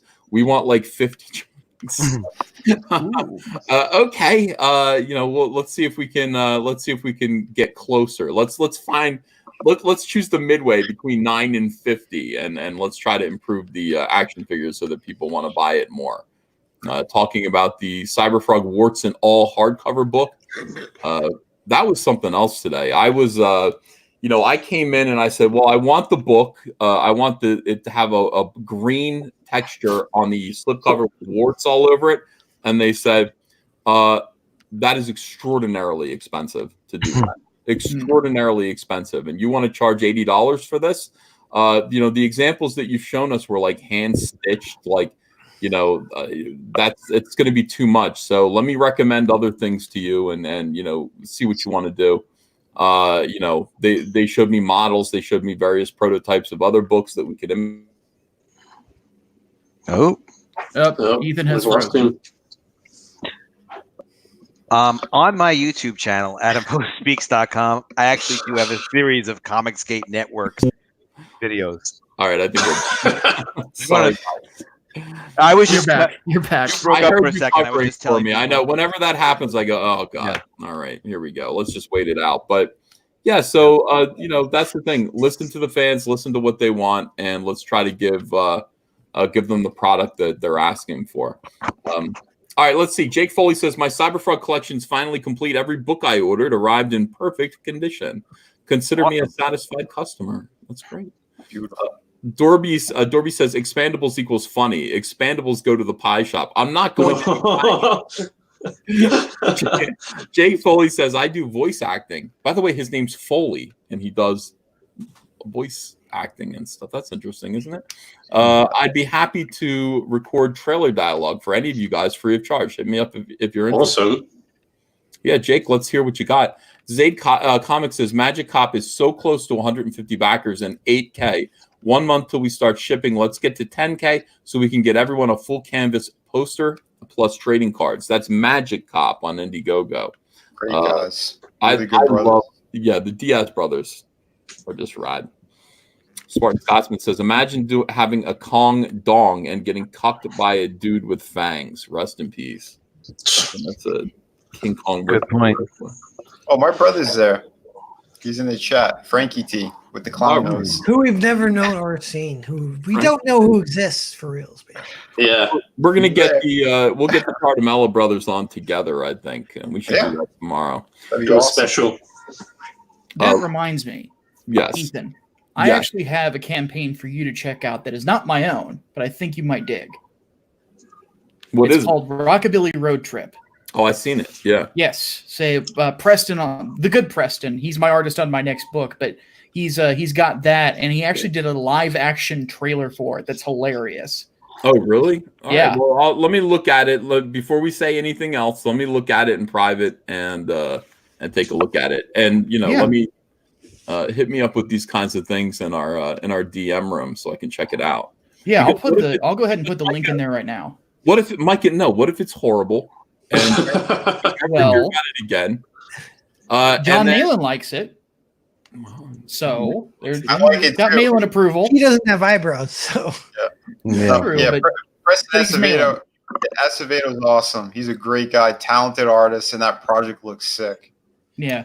Maggie Simmons says, my husband and I received our Cyberfrog Sal Chromium pack last Thursday. Amazing art, perfect condition. Oh, good. Yeah, Andrea sent all those out. So everybody's getting those, and they're turning out pretty great.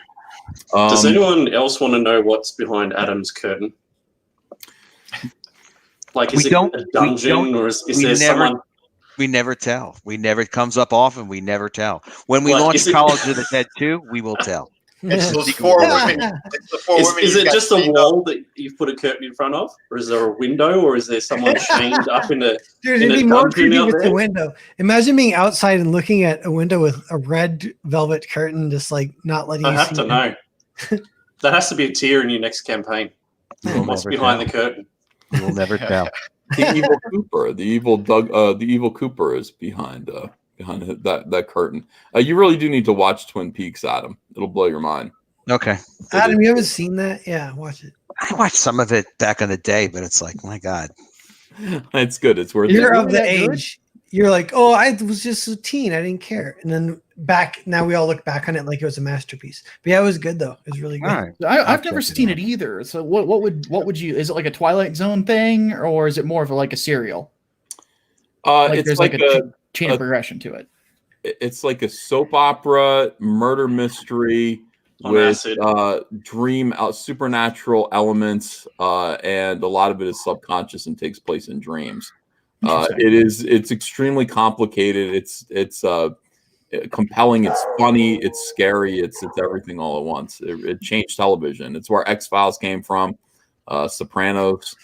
All of those shows were kind of influenced by Twin Peaks. It's just awesome. Sounds right up my alley. I'll have to look into it. Dan Rokos said in the chat, the real Adam Post is chained up behind there. That one I like. Wow. That's good. Adam Friend is back there. I fully expect Vinny and his brother to be the same person, just with a clown nose, switching positions every couple of minutes. All right. So, all right. Let me read these. Let me read more super chats. Literature Devil says they should have seen superhero comics are for men. Oh, interesting. Is that a video? Sulfur X says, Uncle E, T-minus 90 days until my graphic novel Inventing Incidents goes live on Indiegogo. My first book. So excited. Hail Comicskate. Liam Gray says, daily donation, $2 for the guitar case. Oh, thank you, Liam. That's very nice of you. And here we go. Let's look at the campaigns again and see how things are going. The Expendables, Go to Hell graphic novel. This is extraordinary. Chuck Dixon, in cooperation with Sylvester Stallone, write a story. Your boy Zach is publishing it and writing some of it. And yeah, it's just it's an amazing thing. Comicsgate goes Hollywood. We refresh this and see how it's going. Well, $110,417. This campaign just keeps on moving. It keeps trucking. Cash grab by Cecil. Cecil actually, look at him, 96 now. Wow, Cecil, so close. I know, like oh, look at it, just keeps jumping every time. He was just sitting at like 92, but then he released the opportunity to get a Cecil flask. If you want to drink surreptitiously in private, just like Cecil does, actually, no, drink in public surreptitiously, like you're at the supermarket. You get a headache or whatever. You want to kind of take the edge off of church. You know what I mean? You're sitting in the pews at church. Take the edge off with a Cecil cash grab head sketch flask, $50. And yeah, this is great. 34. He's already sold 34 of them. Cecil said, I'm gonna limit it to 100. I was like, why, dude? Why would you limit them to 100? Just make them unlimited. And he's like, oh. So that's what he's going to do. Make as many as you can sell. For goodness sakes, I want to see this. I think Narwhal bought all 34 of them. The way he's been drinking the last couple of days. I drank them too. One I keep being like, I'm like, is it worthy of celebration? And Friday night, I'm like, I'll celebrate. Then tonight, I'm like, I'll celebrate. The celebration never ends in Comicsgate. That's part of the beauty of it, man. Yeah, 100% true. For an Agent by Narwhal. Narwhal's been kind of the toast of the town today. $15,542, 258 backers. Boy, I love watching this happen. And your campaign, let me double check this again. All right, so 50,000. You're at 49,000 total. Yeah, so you're already for 3 projects. This one is going to hit. This one could hit 50. Possibly this one hit 50,000. It's worth it if it does. It's a big old book. Everyone's gonna love it. It wraps up. It's like watching a movie that'll stick with you. That's what everyone tells me. It sticks with them. They'll dream about it. So yeah. Wow. And he's passed the Comicsgate barrier number that you told me about, Ethan. Oh yeah. Anti-Comicsgate 250. That's it. If you want to go against us, even at your most popular, 250 that's the number of people that hate us enough to back shit just out of spite. We don't really do that. I mean, we joke about it. I think John Malin joked about doing a spite campaign. Back this if you just want to see, if you want to laugh at Mike. But the truth is, people backed Graveyard Shift, the Andrew Huerta variant cover, because it's cool. That was so cool. That cover. Yeah, that cover. Andrew's a stud. Andrew's a stud. These are spite backers right here. This campaign here exists according to Comic Book Hut, who is motivating, who's pushing it, who's launching it. Comic Book Hut and Preston Poulter. This exists to spite us. Don't let these guys. This guy actually said, "Don't let Ethan Van Sciver win." Back Napalm Brothers. I've never seen such stupidity, guys. I'll promote your book. I want you to succeed. I don't care how you feel about me.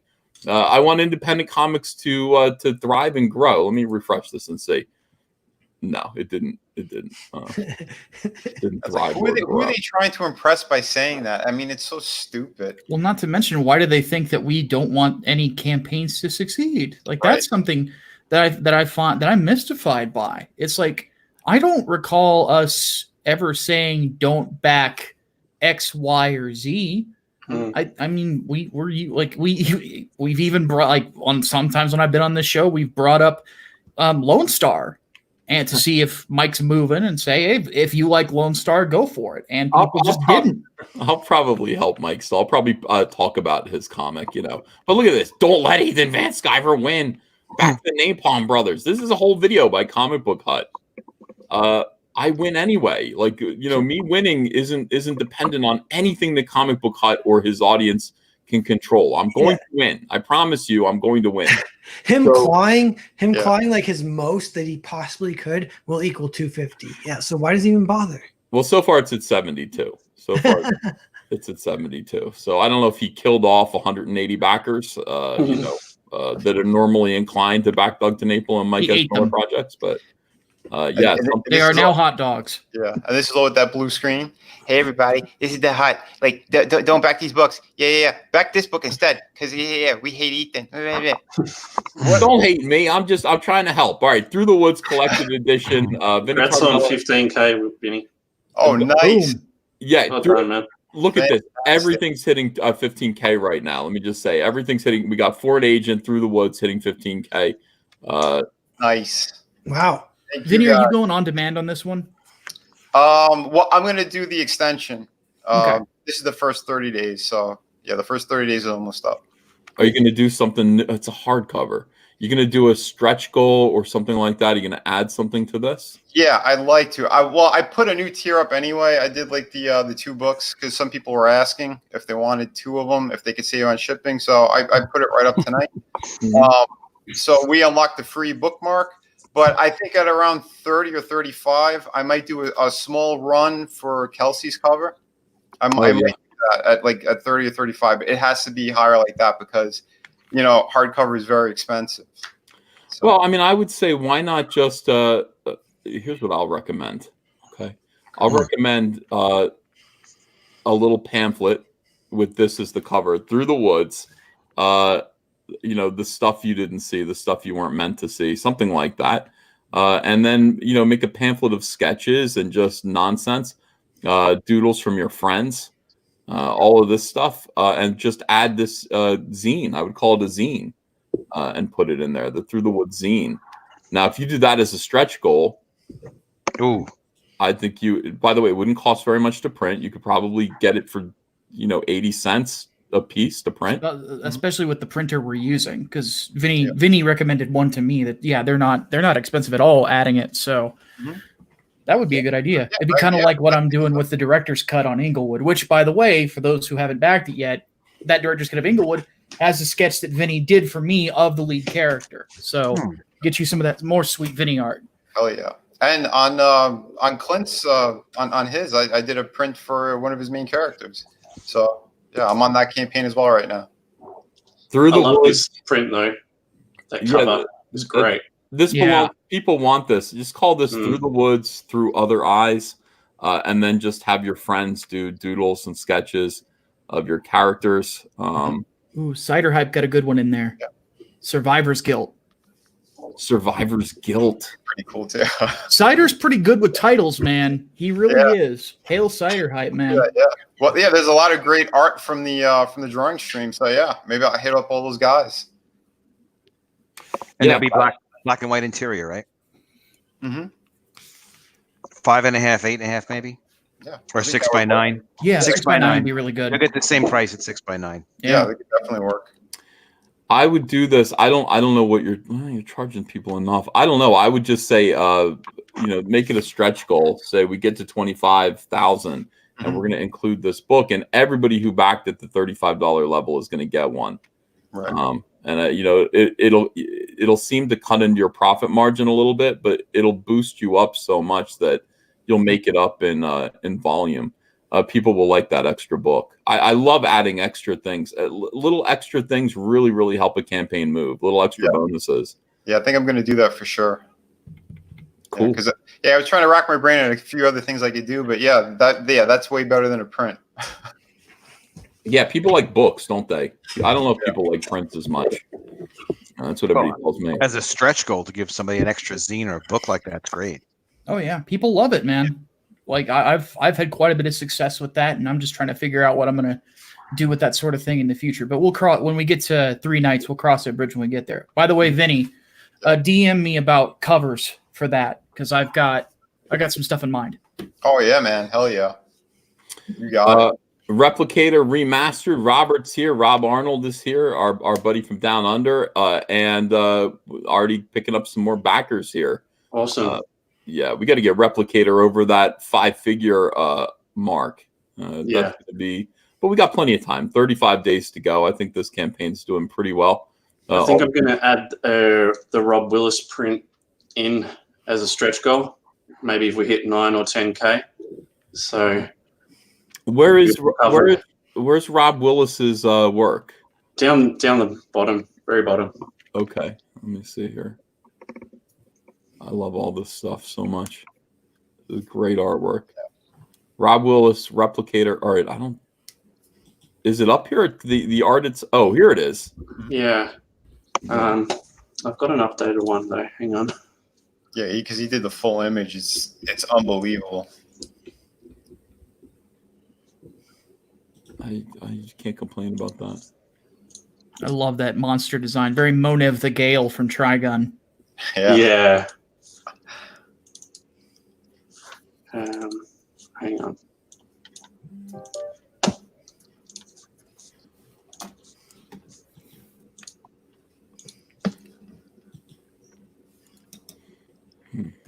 Yeah, it's on my screen now if you want to see it. Oh yeah. Beautiful. Mama. He's a mia. genius, man. He's so good. Yeah.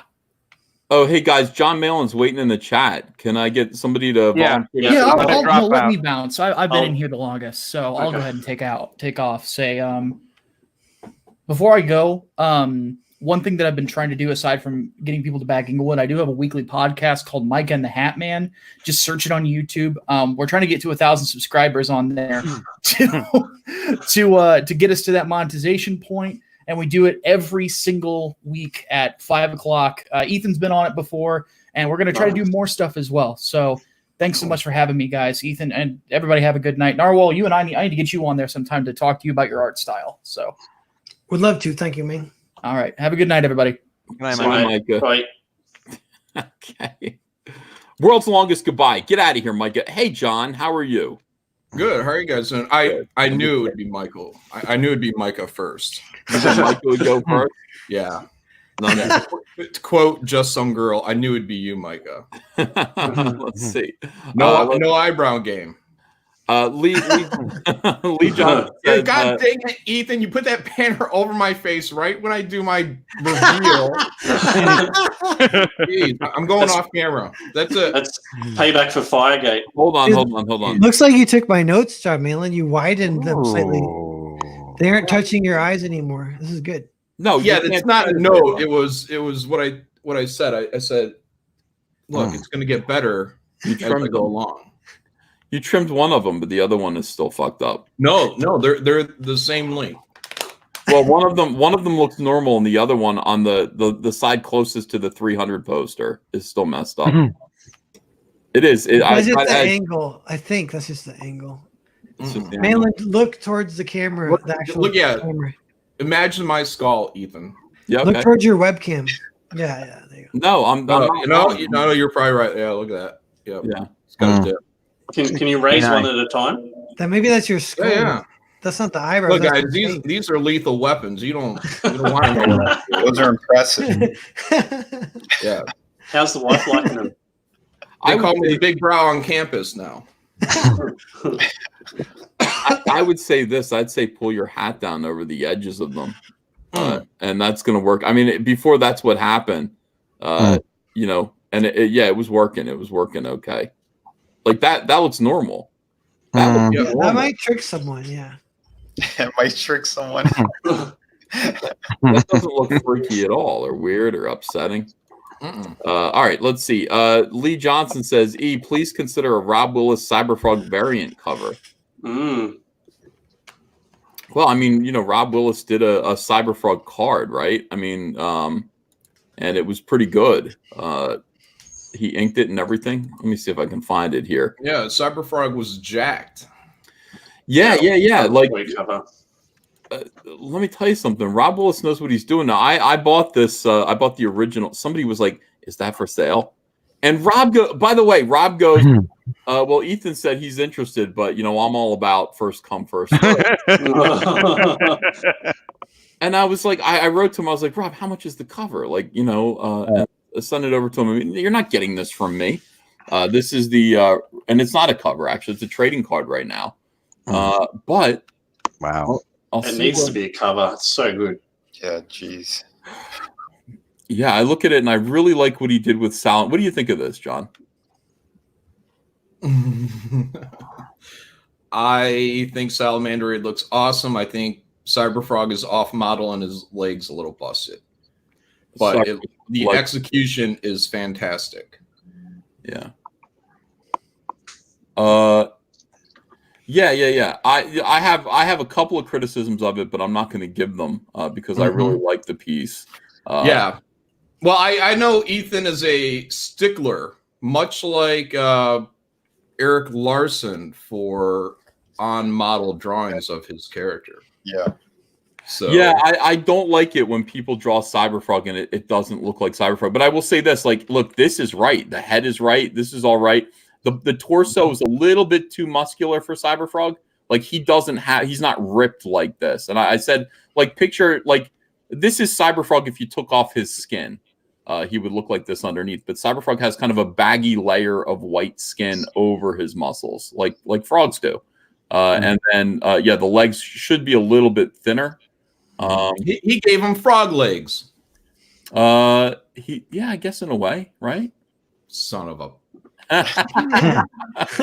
It looks great. It looks absolutely great. People are turning in fan art like you wouldn't believe, and that's the one thing that really excites me about this. I mean, people actually being motivated to spend a lot of time drawing your characters means that they're into it. You know, they're excited about the next book. It meant something to them. Somebody bought the Cyberfrog miniature from England. These are no longer available. I put in an order for 10 more of them because I only have one. And the website's down. I don't think these are for sale anymore. Cool. And I mean, it's like I got a royalty statement from them like 2 months ago that was like $0.00. I stopped promoting them, and so I don't think they didn't have any to give to no royalties. They stopped selling them, and now it's like a shame because now I want to promote that. This looks great. Yeah, it does. You can't really complain about that. Whoever painted this did a marvelous job, and this is the first official bit of Cyberfrog merchandise that exists. You know, so I'm excited about that. And then, of course, I am underway. John, I'm drawing Wrecked Planet right now. Nice. Yeah, I thought you started that a while back, right? Well, yeah. Here's the thing. Like, a bunch of stuff from Blood Honey. All right, let's talk about this for a second. Blood Honey was an interesting situation because it ended on a different note than it was meant to. If Blood Honey had ended the way I wanted it to end, I would have added another 40 pages.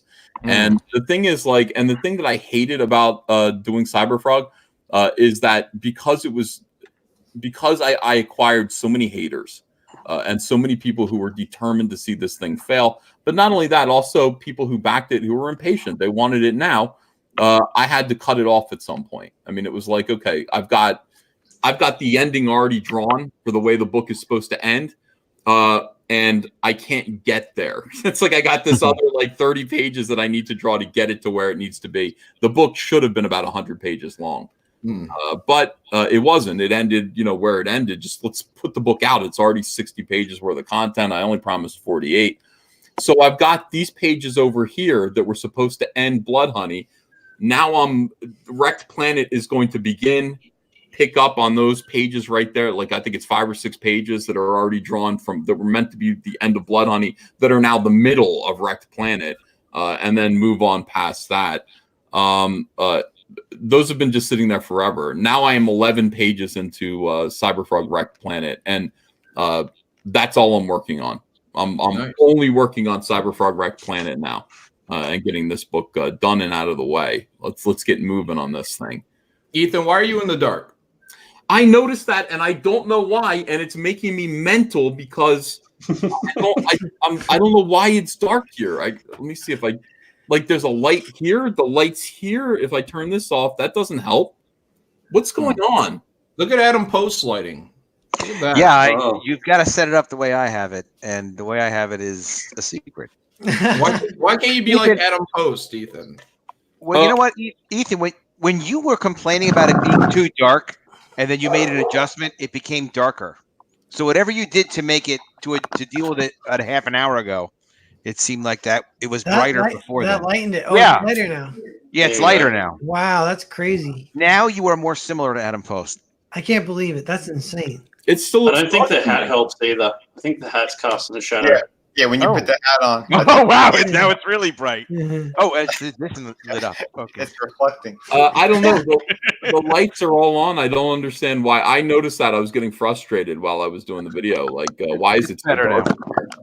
Better now. Camera adjusted automatically. Yeah. Ordinarily, it's too light. It's too bright. You know.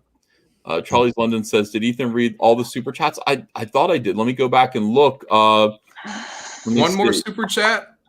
No more super chats. Charlie's, I didn't get a super chat. Oh, maybe I did. Let me refresh this because. Yeah, okay. All right. Yeah, there are tons more super chats. Charlie's London says, "Morning, beautiful people. Hail Narwhal. So glad I made a stream. I keep missing them. Was really proud to back this. As a community, we are amazing." Blue Sea Hill says, "Be like Narwhal and backload into the front load of your new campaign. In other words, start a new campaign when your first one fulfills." Charlie's London says, "Is that a pound coin EVS?" John, I'm telling John all this stuff. John, there's a I'm coming in cold. Yeah. Of course you are. So I want to catch you up. But there's actually a Caesar coin now. This is the coin of the realm. And I'm thinking about. Wait a second. I'm thinking what? More hair. More hair. It needs more hair. More hair. Yeah. It looks like I'm balding in that on the coin. It's a little. I'm thinking about making this. What, John? He wants one. I'm questioning the authenticity of this profile. No, what's up with your ear? Is your ear really like that, Ethan? No, it's. I mean, that's. It does look weird. Oh, you're talking about? Are you talking about the jawline and everything? No, the ear. It looks low on your head. It's in line with your lips, and it's on a weird angle. Yeah, I mean, I'll be honest with you. All I really did was I turned and I gave a profile to the camera, and I said, "Please take this profile and put it on a coin." And they did, but I think they kind of cut out this part of whoever this is, Lady Liberty, I guess, and then just stuck my face right here. Wait, that's not your hair? No. It looks like it, but it's not. It's actually carved into. It belongs to Lady Liberty, but it does look like my hair, so it kind of works. It's it takes a while for you to notice that there's something a bit amiss with the coin, but I am thinking about making this. I would like to. What kind of jackass am I becoming? I'm gonna make this. Well, people will want this, and they'll want shirts with this image and all sorts of things. Oh, when we do the Comicsgate Con, we can everyone exchange real money for Caesar coins. Ooh. Yeah, well, poker chips is next. Poker chips. Why not? Yeah, that's a great idea. Doing a bunch of stuff. I got a new T-shirt out right now. I got 2 new T-shirts, but they both say "Get Wrecked." This is on Crypto Fashion right now. I love this. It's the Jay Lee artwork. I realized today I'm driving around. I'm going. I'm just gonna when I launch the campaign for Wrecked Planet, I'm just gonna have the Jay Lee cover art. That's it. I'm not gonna show my cover at all. Not at all. So you're not gonna use your cover? You say you're not going to show it. You're not going to use it? You know what they're going to say? You know what they're going to say? What are they going to say? They're going to say it doesn't exist. It doesn't exist. But I mean, obviously there's going to be one. I mean, there were 3 covers total for Blood Honey, but the first Blood Honey campaign was just 1 cover, and I'm going to just follow the same model that I did the first time. I have a box. The initial idea was to make a chicken box. That has not come to fruition. The box instead, the prototype is in, and it is the size. It is this big. It is the size of a comic book, right? It's about this deep, like this. And there's a platform. You open the box. The box actually looks like a Vespis honeycomb. It looks like a hive. That's printed all around the box. And you open the box like this, and there's a platform. Okay, because the box is kind of deep. There's a platform right here, and it can hold up to 5 comics stacked up here. And then in here it's almost like you open the honeycomb and Salamandroid is leaping out of you. There's a big image of Salamandroid. So when you lift the comics out of the box, you'll get the full image of Salamandroid in the inside of the honeycomb. What if you poured honey in there? Yeah, I thought about that. My problem is that I want to get the books in mint, but you know, that might. It's the effect that matters, Ethan. So when you open it, it's like sticky, like yes, yes. Since we're talking about printing effects, what you just said made me think of a pop-up book. Well, it isn't a pop-up book at all. It's not. No, I know I know it's not at all, but I just like maybe just as a different thing. Adam, fix your lighting. Fix your lighting, Adam. This is my lighting fix. Oh my God. Bless you. Possible. I think it's fixed. What about Funko Pop, Ethan? You thought about Funko Pops? Yeah. Somebody asked about Funko Pops. I'm not gonna force that into existence. But if it happens, great. You know, I'm against Funko Pops. Famously, I say POP stands for part of the problem, and you know, they're Pops are keeping all the comic book stores open right now. They're garbage. I shouldn't say this. I'm trying to get I'd accept a license. They're worthless. I mean, they're for girls, for soy boys. I don't understand why anybody likes Pops. I don't understand. Generic, big-headed cuteness. Fuck all that. It's not good. Like, we're gonna do a Cyberfrog plushie that's gonna look like a little baby Cyberfrog, you know. But that's smart. That makes more sense. Baby frog. Oh, a baby Cyberfrog. Well, there goes my ideas. You're gonna do baby graveyard shift? No. Oh, I was gonna say that'd be fucking awesome. If you recall the ideas I had for Cecil's plushie. Oh yeah. Yeah, the back pocket. Yeah. Right. Yeah. It's not going to work here. He added on to what we had. It'd be very weird if it worked. Yeah. You know, with my Cyberfrog doll. But people do want an EBS bobblehead. You know. Yeah, we could do that if you wanted. That makes sense. But I'm excited. I mean, I'm in Direct Planet now. I'm watching The Sopranos all over again. John, did you give up on The Sopranos, or I gave up? I gave up. Look, I mean, I have been doing the worst, most painful, I don't know, S&M, watching Star Trek STD. I have never seen a show that I hated and loved so much. I am watching it, and everything about that Michael Burnham character drives me nuts. But the characters around him aren't so bad. But and then the progressive messaging, it comes on and my blood boils.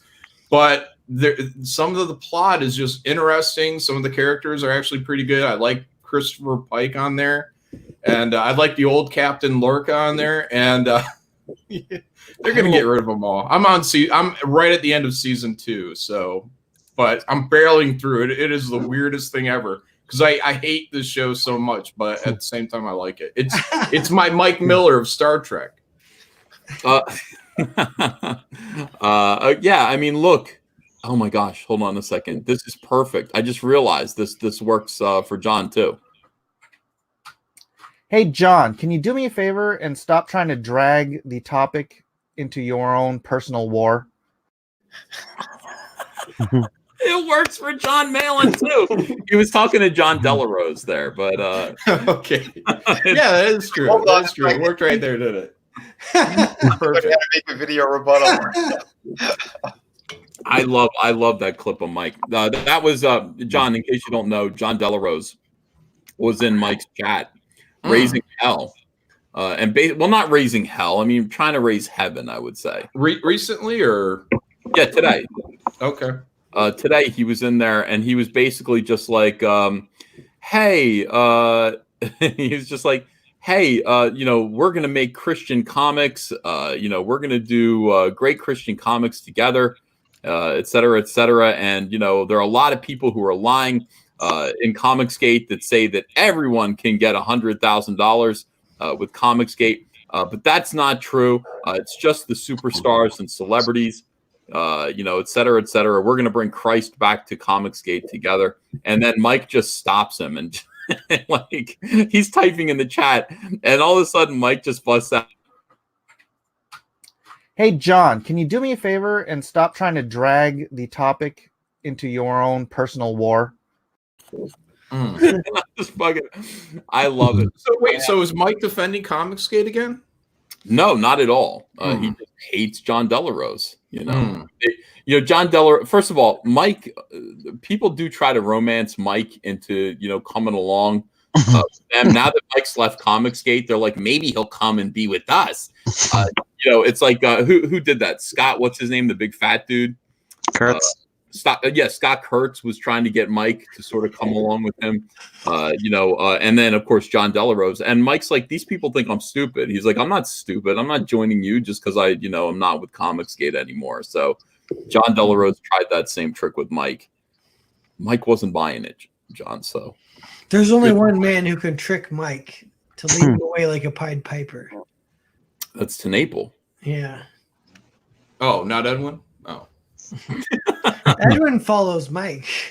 He's the third of the human. I don't know, man. I did a video where Edwin was giving Mike the worst god-awful advice ever about leaving social media, leaving YouTube, Twitter.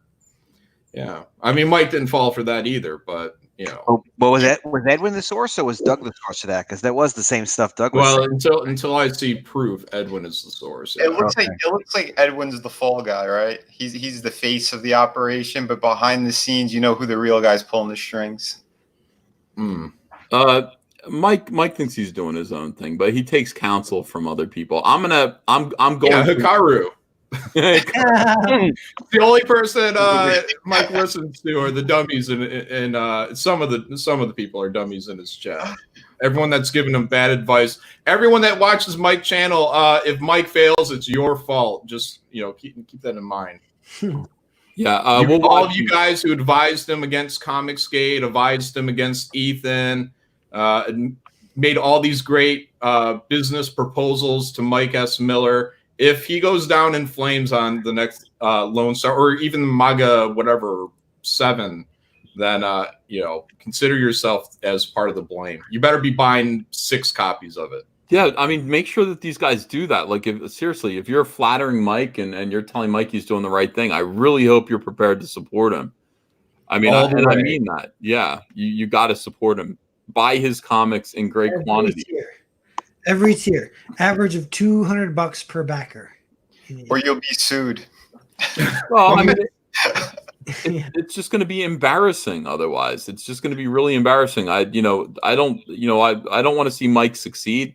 I also don't want to see him fail. I just don't want. I can't get myself to do that. Like, part of me is like, wouldn't it be funny if Mike did all this stuff and then failed? But at the same time, then I think about the reality of Mike failing, and I'm like, I can't let that happen either. So. Yeah, no one wants to see someone in a desperate situation have to fucking go through what he is likely about to go through. So I want him to moderately succeed.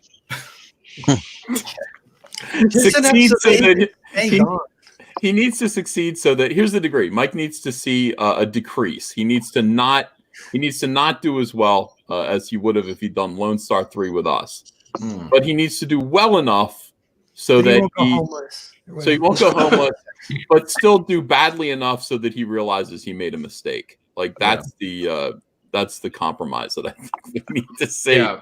Well, he made a mistake doing this MAGA book before doing the next Lone Star book, because he still has all those backers that he could potentially reach, and say, hey guys, here's the next volume of Lone Star. But no, here's something completely unrelated, just like when I did the Meg and nobody gave a shit about it. Well, let's just say this theoretically, because I don't know. I don't know what's going on. But if you haven't fulfilled Lone Star 2, for whatever reason, and you need to make a little more money, you want to keep doing campaigns, you can't do Lone Star 3, right? You can't.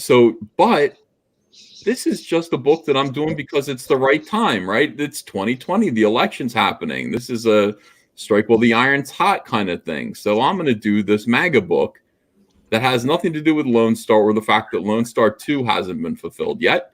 This is just one of those books. Does that make sense? Yeah. Okay. Yeah, I'm looking for the delivery date for Lone Star 2. I think it was February. Redo. The Lone Star redo is March. Is it going to be after the MAGA book comes out? Monster Hunt is March as well. March 2020. He's talking about putting it out though. He's talking about going to print, so maybe he is. You know, I don't know. If it's done, like, isn't it done? Like, send it to print already. Maybe. Yeah, it's got to be done because he's been doing the MAGA book. And he's not pulling a Mitch Breitweiser, I don't think. So, Mitch, where's my crimson cock?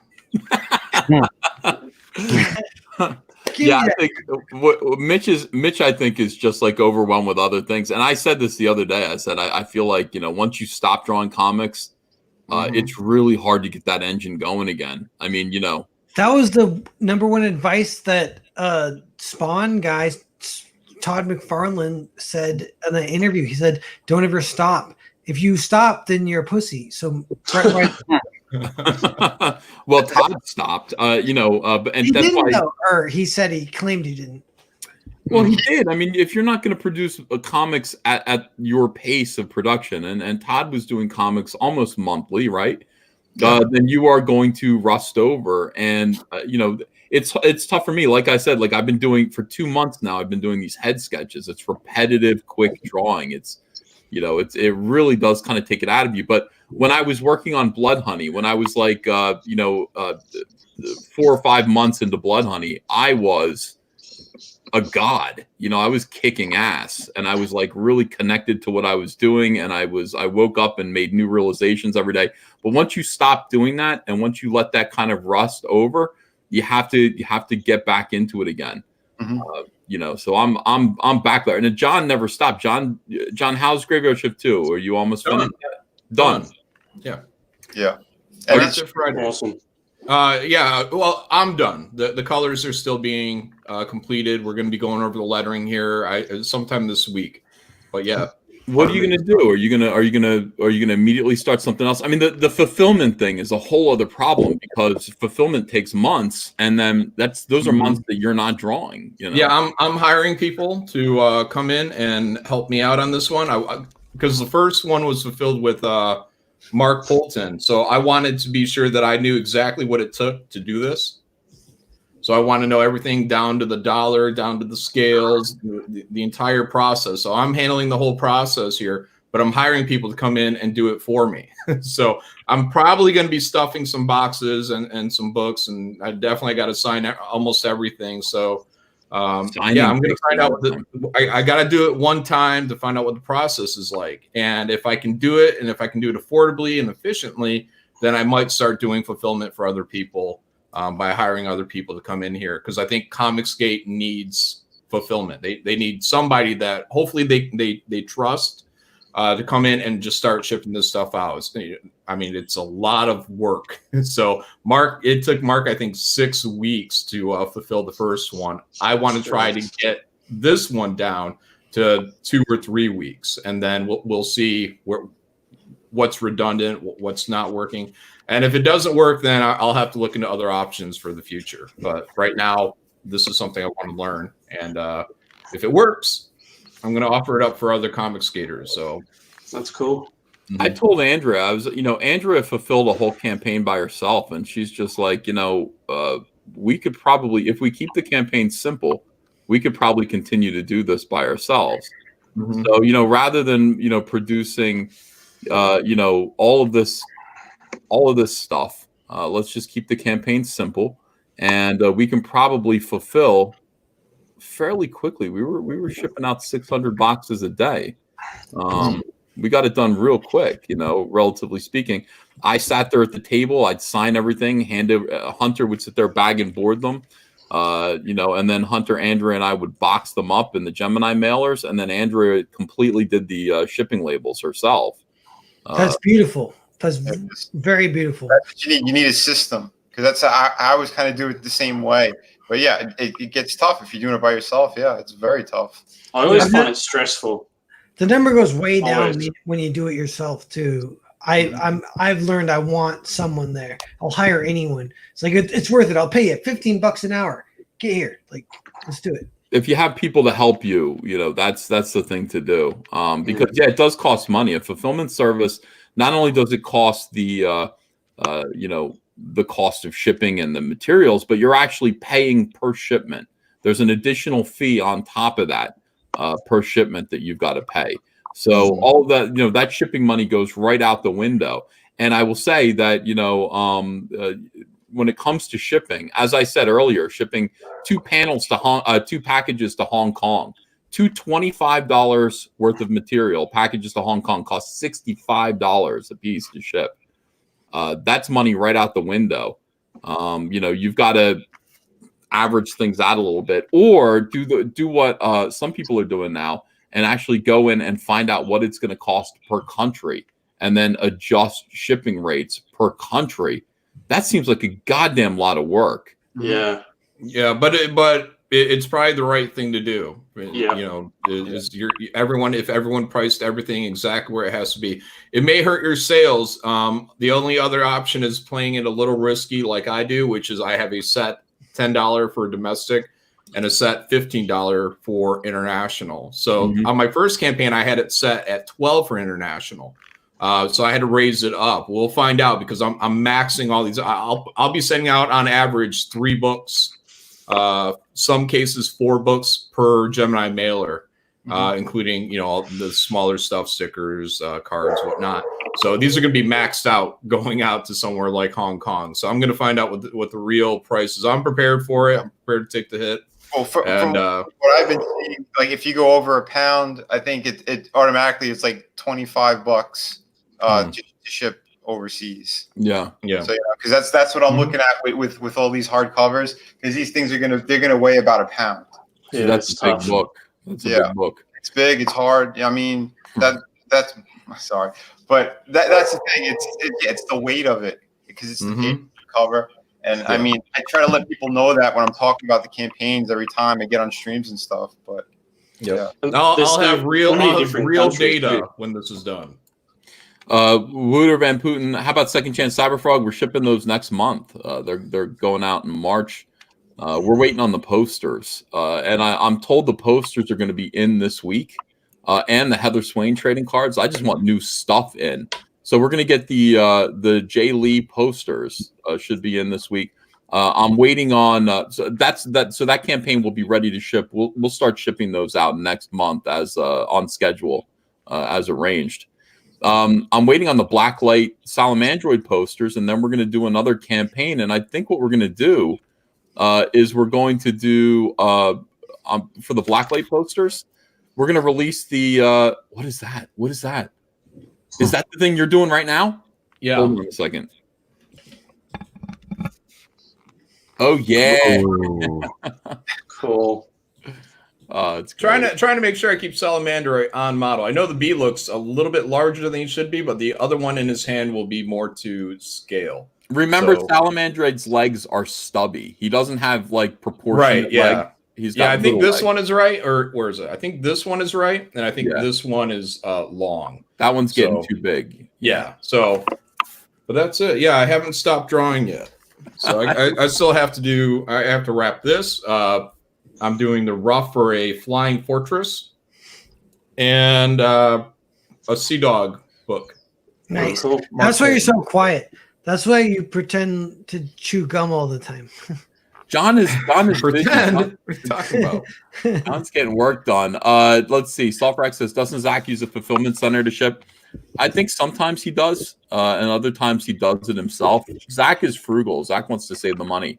And again, you know, like,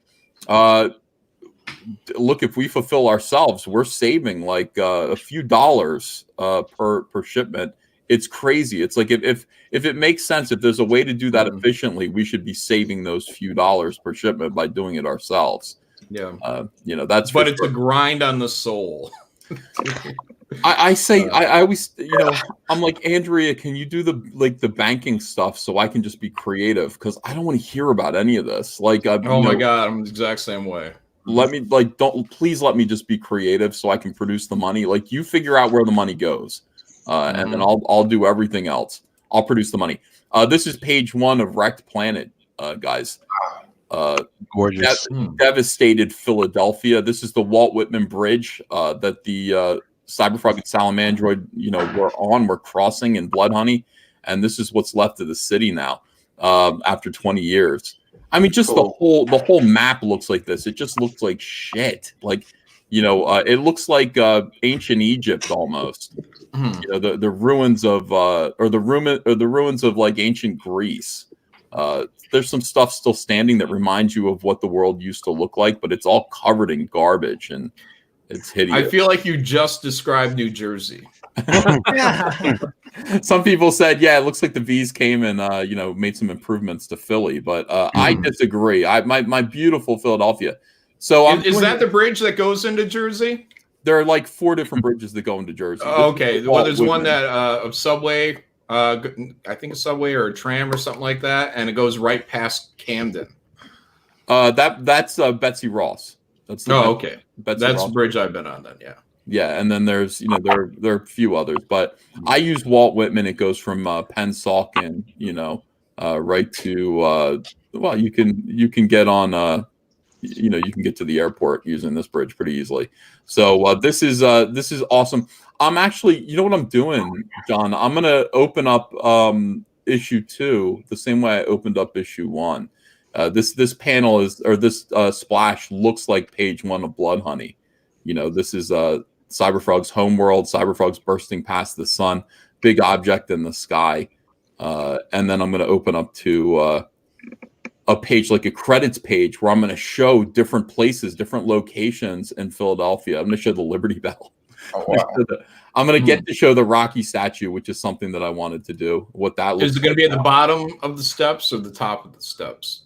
The Rocky statue was at the Spectrum in 1998. I have to do research and figure out, like, Andrew and I were talking. I was like, the Liberty Bell. Where was the Liberty Bell in 1998? Because sometimes it's inside, sometimes it's outside. Where was it in 98? Because that's when the world stopped. So I gotta. Right. Who was Bill Clinton blowing to?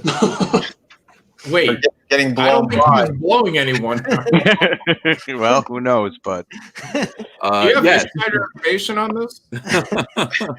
Yeah, Bill Clinton is Bill Clinton. People are like, why was Bill Clinton in the book? Because he's still president of the United States. Bill Clinton's going to be a character in Cyberfrog. He's going to be in the entire book. Well, I don't know if he's not going to be in Wrecked Planet, but he's going to be in the book in the future. What Bill Clinton would look like and be like. Yeah, Bill Clinton unhinged, man. Once it hits, then he stays. Yeah. Really? What does he do when he doesn't care about the spotlight anymore? Yeah. Who's he raping? I got stung through my urethra the other day, ladies and gentlemen, and changed my views. And is Hillary going to be a victim? Is she going to be taken out? Is Hillary still around? You don't even know. I mean, the world changed. Like, here's the thing: like, events that happened post 1998 didn't happen. I mean, that's the thing. So, I always say, for example, obviously the World Trade Center is still there. And that's going to be a real spooky thing when they go up to New York City and you just see, that John F. Kennedy Jr. is still alive. All these things where you're going to see some famous people that actually survive, but mostly I'm going to focus on all of the shitty characters that I created for Cyberfrog, like all the dumb villains that I made up. I'm going to show where they are now. I'm going to improve all of them. I already made Shockroach pretty kick-ass. I made Rumblebee pretty kick-ass. I've got a character named Device who I ripped off of Warlock from the New Mutants. Remember him? He was just kind of a robot that stretched and turned the. He was punk. Yeah, he had hair that like this. Yeah.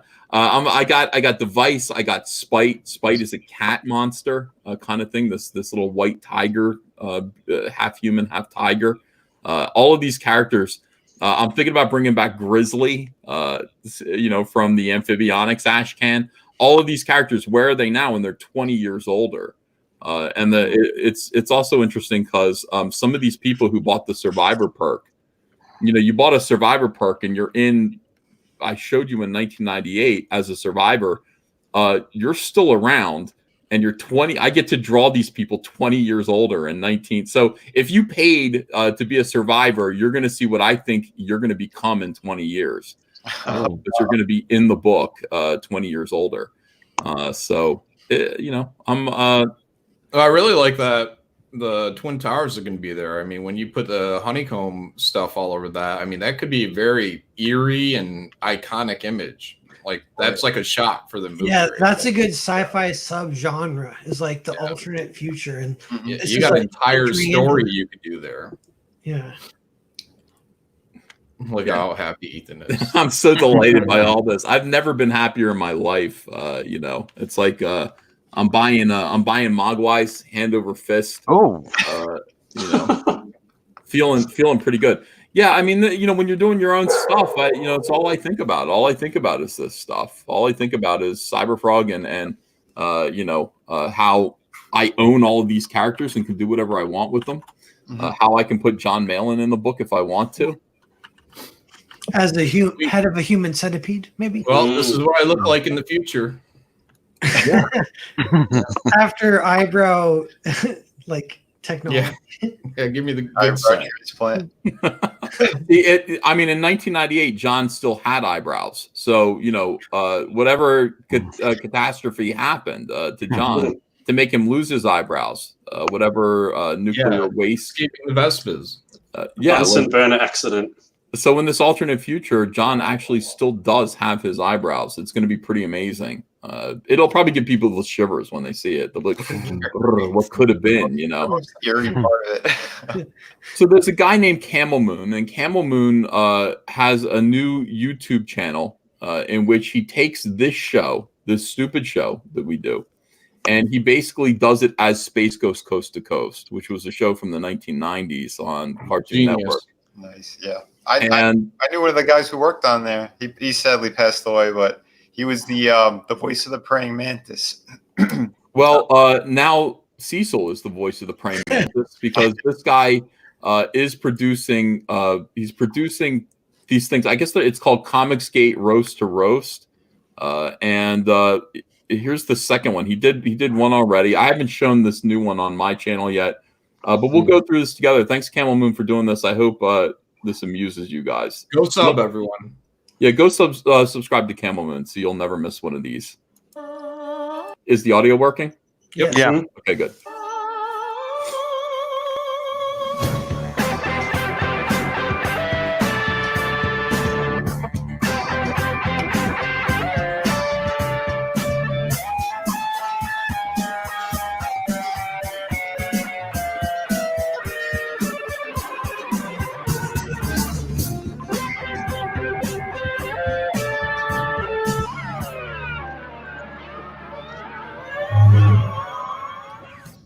And hello, everybody. Hello.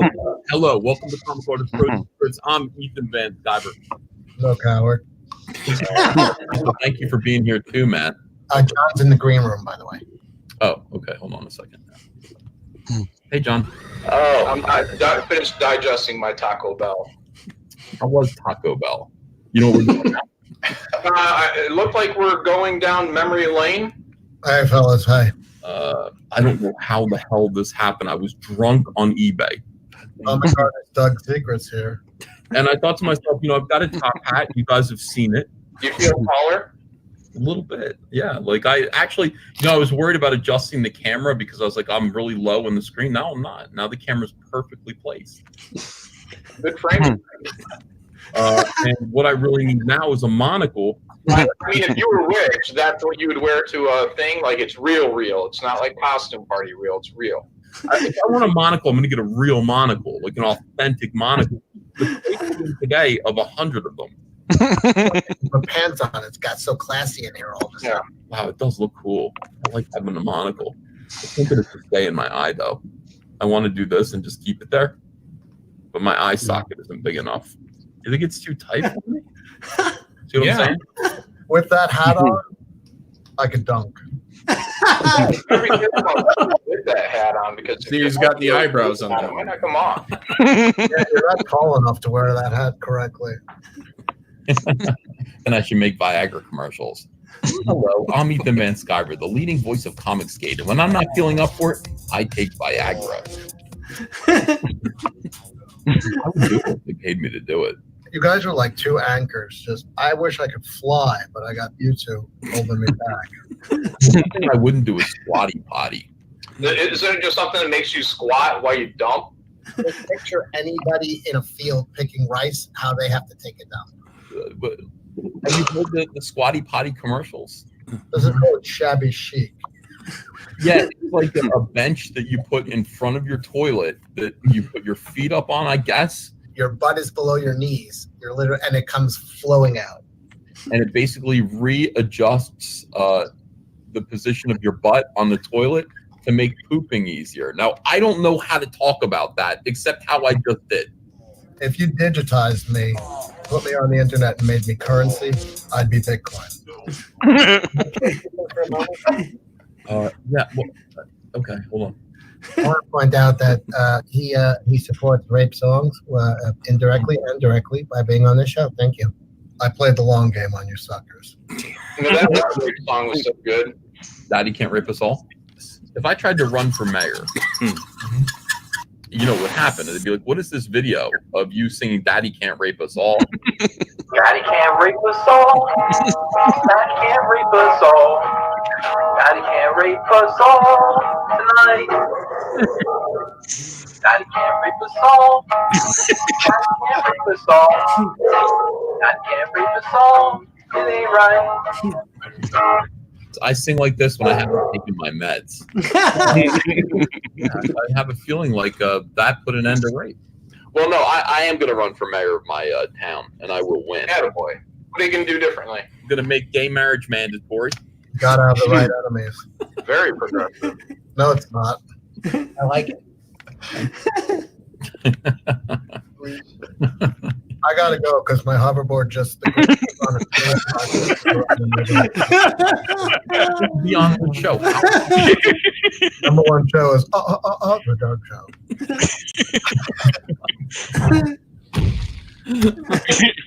That was a whoopsie.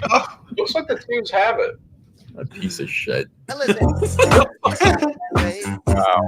Stop that rape. Stop that rape. You gotta stop that rape. Stop that rape. You gotta stop that rape. Stop that rape.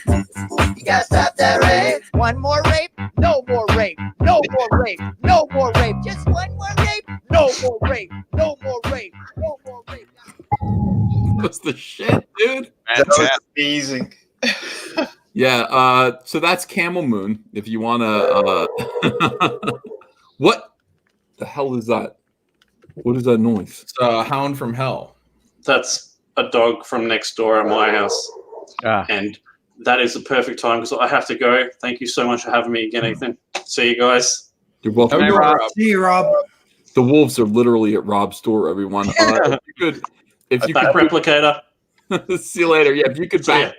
back Replicator by Rob Arnold from Australia. Back his comic book. You are backing it. Thank you very much. Do it. Awesome. Thank you, guys. Bye. I'm gonna have to dip too. It's hard for me to stay awake. Although that video made me laugh my ass off. That was amazing. Yeah, Good stuff. Thank you, Camel Moon. Yeah. Thanks, All right. guys. Yeah, keep backing my projects. Through the Woods, City of Venus is still going as well. We're gonna make fun of you when you leave, Vinny. You sure you don't want to stay? You're gonna make fun of me? I'll get you back. I got you, Vin. And make fun of that weak eyebrow game you got there.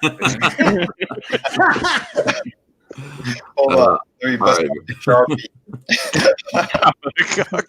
Go to bed, Vinny. Thanks for being here. Everybody make sure to back Through the Woods on Indiegogo. That's Vinny T's project, and you are backing it, and I really appreciate you guys. Let me just look and see if they are. I don't know if they are. They better fucking no, they're not. They're not. Well, they did. They were, because we were underneath 15. Now we're past 15. So. Oh, awesome. Congrats. That's badass. Oh yeah. Cool. What is it? 200 and what is it? 60 something. Yeah. Yeah. Oh, that's great. Whoa. Dude, yeah, that's awesome. All right, guys. Thanks. Have a good night. Good night, Vin. Later, Vinny. Bye. Congratulations, Narwhal. Narwhal is kicking ass today in so many different ways. $15,645. Cecil, of course. John, did you see Cecil's new thing? No. Well, he's got a flask now. He put the flask up. Nice. No, we talked about this in private. You know, Cecil was like, I'm going to do 100 limited flasks for $40. And I said, why don't you do 1 million flasks for $50? John, it's like the joke in The Sopranos. You don't watch The Sopranos, but in The Sopranos, Tony is trying to talk to his Uncle Junior, and he's trying to explain to him. Uncle Junior has taken over the head of the family at Tony's discretion, and he's saying to him, you got to kind of give people, like the people who you're leading, you've got to lead better. Like Octavius, Augustus became Octavian, and people really liked him, and because he was sharing his kingdom and the wealth with people. And Uncle Junior was like, "The fuck are you talking about?" Tony said, "All right, you told me a joke one time. Dad and his son are driving past a field, and the son says, hey, no, the son." I told joke banging all the cows, right? He says, "Yeah, like why don't we walk down there and fuck one of those cows?" And the dad says, no. Why don't we run down there and fuck one of those cows? And the dad said, "Why don't we walk down there and fuck them all?" Fuck them all. All right. Now that's the same. Thank you, everybody. Thank you for helping me get that right. They were bulls, so it wasn't like a dad and his son. That was just trying to help. Yeah. But they were bulls. I thought it was humans. No, they were cows. That makes more sense. It's funnier that they're humans. Business-wise, it makes more sense if they're humans. Actually, and that's why Cecil is making unlimited flat, so that all the bulls can have as many flats as they need. Yeah, why? Like, let's walk down there and fuck them all. That's right. So you're not gonna walk down there without a flask. No. So yeah, charge more and then make unlimited numbers of them, and that's what's happening with Cecil. He's already sold 36 of them. He was only going to make 100 of them, but now look, 37 of them he sold. 37. Right. So keep it going. $96,321 for a cash grab. He was leading the pack for a little while, but of course the Expendables came along. And for a while kind of was jogging. It was jogging Cecil. But then as soon as they got those Stallone autograph covers, just zipped right by Cecil. And now, look at this. Almost 1,400 backers, 110,000. Let's see if we can get Cecil up to that dream. I mean, look, the John Delarose dream. 6 figures, young lady? Yeah, it's 6 figures. John Delarose again. I mean, his whole thing was only celebrities get 6 figures in Comicsgate. Like Richard C. Meyer. A big star. Self-made man. But he's not Comicsgate. Well, I mean,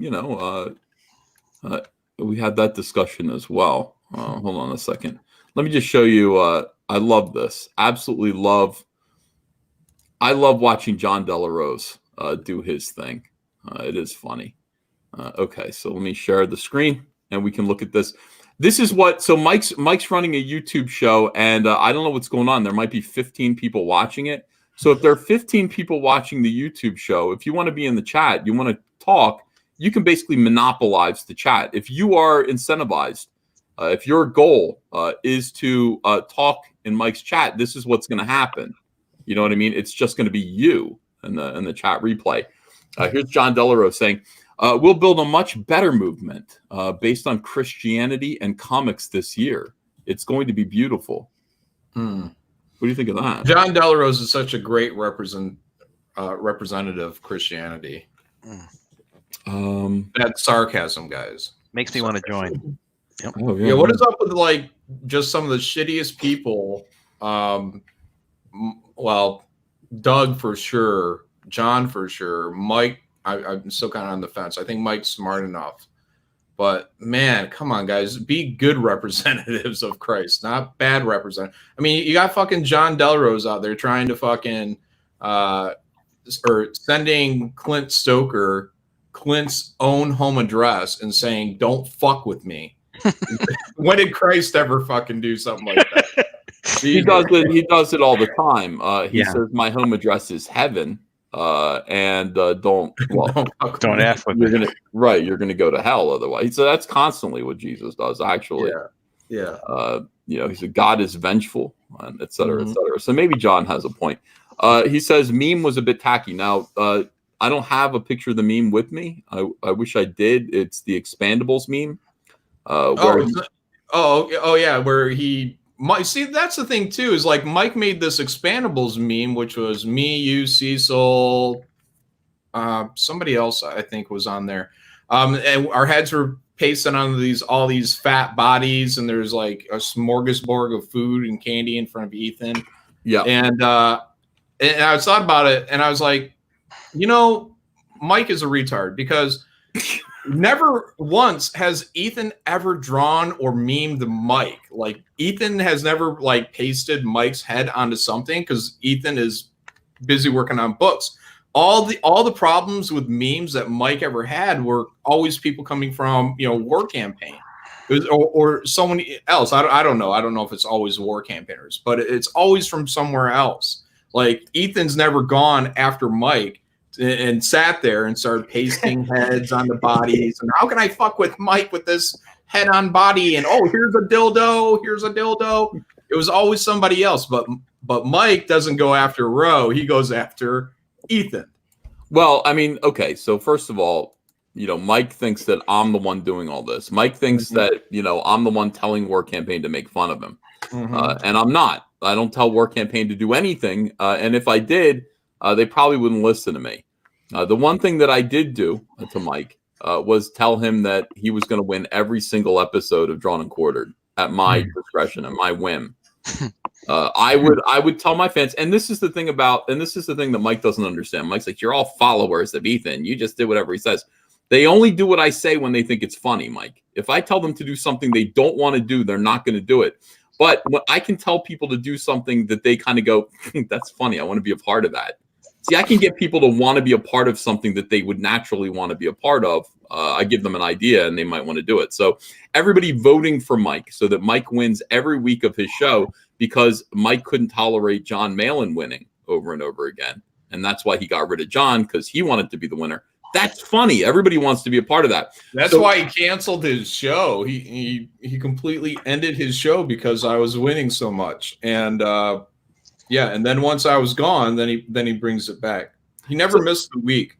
He claimed during that time he was doing it to spend time with his family, much needed time with his family, and never happened. And now instead of spending that quality time with his family, he's pasting our heads on fat people bodies. I think I sent you the link for it if I got the right meme in private chat. All right, that's okay. We don't need to. It's us being fat. Okay. But you know, it's like yeah, nobody wants to see that. That's bad taste. It is. It's in poor taste. It's poor. I mean, obviously we're slim, active, young men. But I mean, yeah, like that's what I did. So you know, my thing about saying Mike was going to win everything was meant in fun. You know, it was meant in fun. And Mike responded. Well, it can't harm him. It can't actually harm him. No, it was just, again, I mean, it shouldn't have been a big deal. Mike responded. And Mike is a guy that appreciates a good prank. That's what he said. That's what he said. He appreciates a good prank. But I destroyed his show. We destroyed his show. Yeah. Destroyed his show. You make me win all the time. You destroyed my show.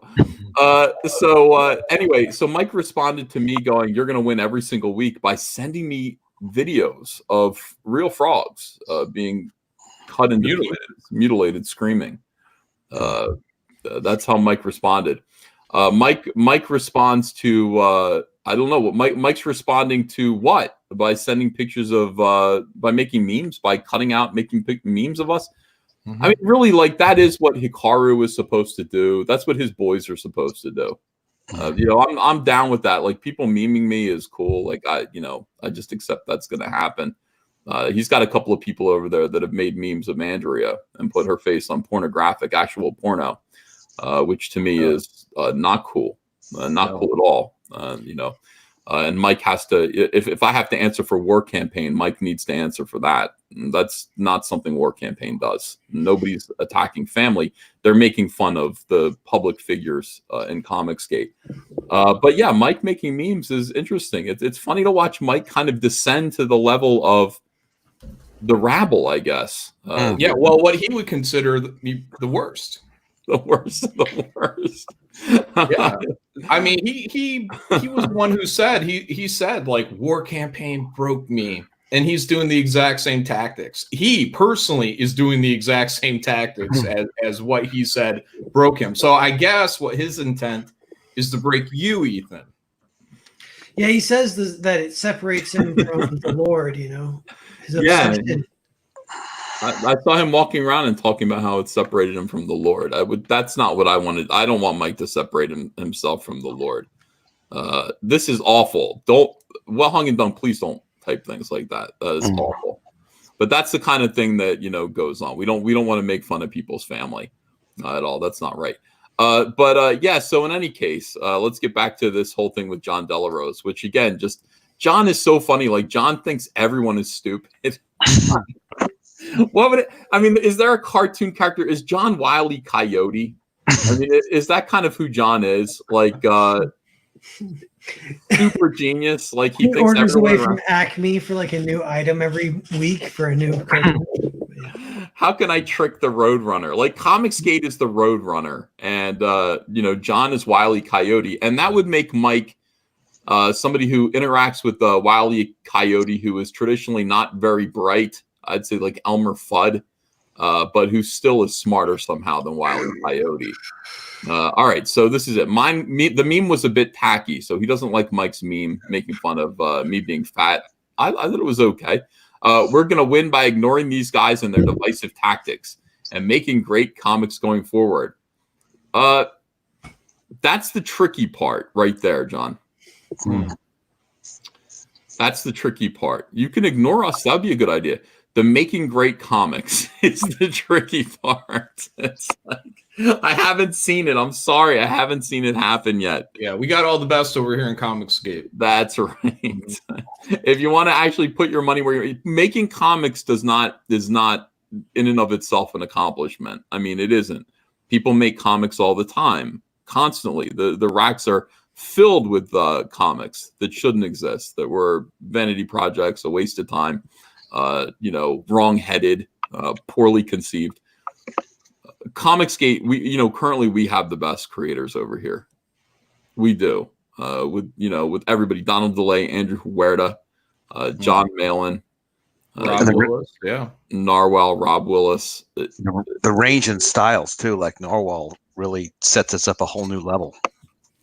Yeah, I mean, we have actual real artists over here, artists that are not recognized by these people. They actually don't understand art at all. They don't understand nuance. They don't understand storytelling. It's interesting. They're idiots. Yes, they are. But this is the thing. So just ignoring divisive tactics, of which we have none. Our tactics actually attempt to unify Comicsgate. We want everybody over here. And then making great comics going forward. Again, good luck with that. That's a big thing. If you can actually make great comics for real that people do want to read and people are excited about, that's good. They want the conversation on them all the time. Of course we do. Mm-hmm. Well, I mean, whether we want it or not, that's what's going to happen. If it's on us, then it goes onto our comics by proxy. Absolutely. We want all the attention. 100%. Zach said that. Zach said we have a monopoly on excitement in comics. Like people who hate us are talking about us. People who love us are talking about us. It is all Comicsgate all the time. That's how you win. John Delarose says we want the conversation on comics and Christ. Well, I mean, at least you're admitting it. No, I mean, that's... Yeah. And he's admitting it in a way where he's being manipulative anyway. I don't think he actually believes that, which is extra sketchy, but yeah. You think he's not a real Christian? I mean, I don't think he's a real comic fan. So, I mean, his loyalty to Christ is questionable. But his loyalty to comic books is, absolutely, not there. It's I believe you're right about that. I don't think he really likes comics. Yeah, and look, guys, I mean, it's the behavior. It's the behavior of someone like John Delarose. I don't find him very Christ-like, just like Doug. I don't find him very Christ-like. What does it mean to be Christ-like? He can call himself Comicsgate, and he can call himself Christian. More power to the guy. What does it mean to be Christ-like, John? Well, from my point of view, it's, being like Christ. Be charitable. Being a nice guy. It's in the name. It's in the name. You don't dox people, for example. You don't threaten to dox people and tell them to back the fuck off. No, John Delarose is not this. Look, John Delarose is someone that wants to be like a compassionate leader and lead his people into battle, but he doesn't realize that he's retarded. I mean, it's the first time I've ever met a group of people or even a single person that uses religion to excuse bad behavior. Yeah, like Jesus forgives me. Jesus, I know I'm a dick, but Jesus loves me. Like Mike actually said that one time. Yeah, I'm a dickhead, but Jesus loves me, so I don't care. And again, I mean, the whole point of Jesus Christ is that Jesus's love is a given. I mean, Jesus loved Hitler. He did. Yeah, he did. He did. He loved Hitler. He didn't love what Hitler did, but he loves us all unconditionally. That love is never going away. That's no. I asked Mike one time. I said, Mike, what would you be like if it wasn't for Christianity? He said, John, I'd be an asshole. And here he is putting our heads on fat people bodies, which were clearly not fat. Yeah. None of us are fat. They're nothing but grievance merchants at this point, trying to get clicks by attacking folk like Mike and me. We'll do much better. Here's the thing. You could tell I'd be doing that if he was actually in the title. Neither of these guys are in the title today, but I don't mind putting Mike in the title for clicks. Yeah, he doesn't mind doing that to me either, except he calls me Pie Man. We'll do much better with our own movement. And by the way, when he does it, he does get clicks, John. Mm-hmm. All of his videos, when Mike and Preston and these guys talk about me, they get incredible views. Comparable to what they actually prefer to talk about, right? From like 0 to 100. Well, no, I mean, Comic Book Hut. When Comic Book Hut talks about what he wants to talk about, which is baseball, he wants to talk about sports. He gets 60 views. If he puts Ethan Van Sciver caught lying again in his title, or destroy Ethan Van Sciver for the protection of the consumer. In his title, he gets 2,600 views. What would you talk about? Yeah, what would you talk about? Yeah, talk about me all the time. I'm telling you, it's a good idea to talk about me. You'll do good business. All right, which is what this is. They want the conversation on them all the time. Well, so do you. Trust me, you do. It benefits you too. All right, so he says we'll do much better with our own movement and ignoring their nonsense. Oh, so John isn't ComicSgate now? He's saying he isn't ComicSgate here. He's saying he's JesusGate or something like that. But this is John's version of ComicSgate, the same way it's like John's version of diversity in comics. So maybe Mike could become a part of the new fake Jesus ComicSgate. John. Yeah, if you want, a couple of assholes telling you how to behave, hop on board with John and Mike Comics. It is Heaven's Gate. They're Heaven's Gate. Jesus is worthy of all praise, says John Delarose. He says they're also selling a lie that you can make $100 grand too. Only big celebs make that kind of money. I don't think I've ever said that. I mean, to be fair, I don't think I've ever told people that anyone off the street can make $100,000 here. I think I say that you'll do better here with us than you will anywhere else. And I say that right now, when I'm promoting someone pretty actively, it seems like they're making 35 grand. Whereas last year they were making 25. This time they're making 35.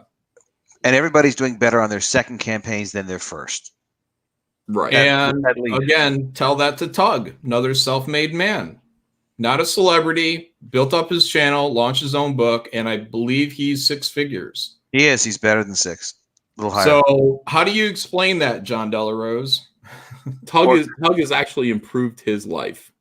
I'll let Tug talk about that, but I mean, it's like Tug's improved his own life because of ComicSgate. We actually have talked about it in private, how great it is and how important it is that we continue to do this, because people who are a part of this, goal for 2020, get Narwhal to quit his job so that he can do this full time. Who's going to work in the deli? Who cares? Narwhal's going to go to the deli and have somebody cut his meats for him because he's busy. Let me wash the sugary stench of that pork loins off my loins. I mean, that's our goal for 2020, is to make it so that Narwhal doesn't have to work any other job, that he can full time work on his comic books. Free Narwhal, free Willy. Yes. I got plans too. Second I get freed, more shit's coming out. So we need a freedom number. We need to know what that number is to get you to Narwhal so we can set you free.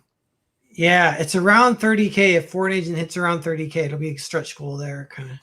30K is not enough. It depends on how many books that you do. If you do 3 books a year, then 30K. I need to see you making 6 figures profit a year. Every year. Every year. Dude, if that ever happened, if that ever happened, I would turn to my best friend who he owns a restaurant and he lives in a mansion with his wife and his dog and his kids, and I'd be like, I'm just as good as you. You thought you were better than me? I'm just as good as you. Narwhal, you're better than them because you are a creative genius. You are really a fantastic storyteller that will entertain countless numbers of people. You're a visionary. You're a special person. I don't mean special like special ed. Not like JDA. No, and if I can help you guys at all, I'm there. Like we're all like I want to help everyone, and everyone wants to help everyone. Yeah, so yeah.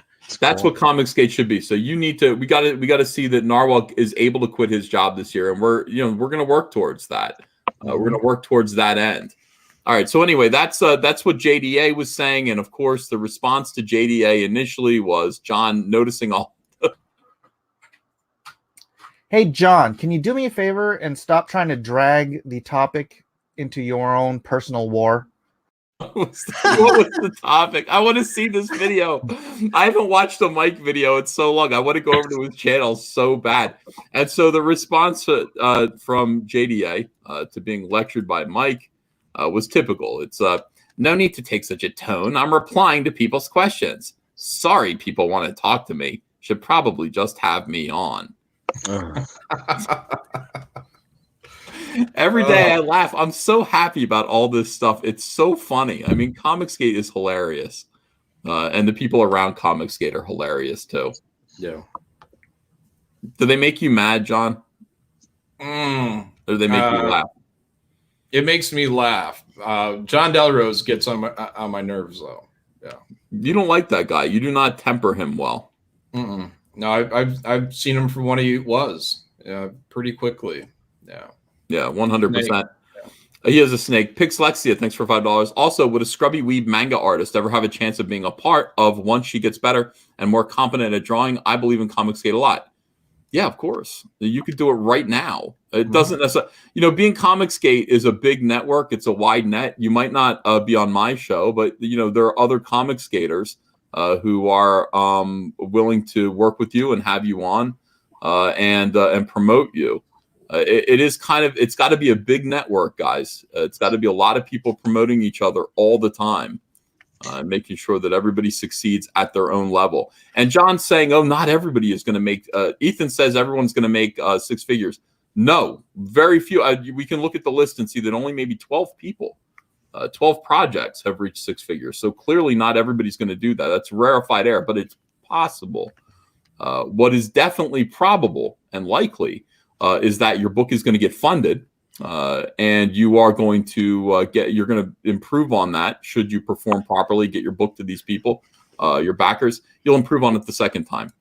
Richard Zavala says, hey, Ethan, my copy of Cyberfrog is better than I thought it'd be. Thank you. Nice. Cool.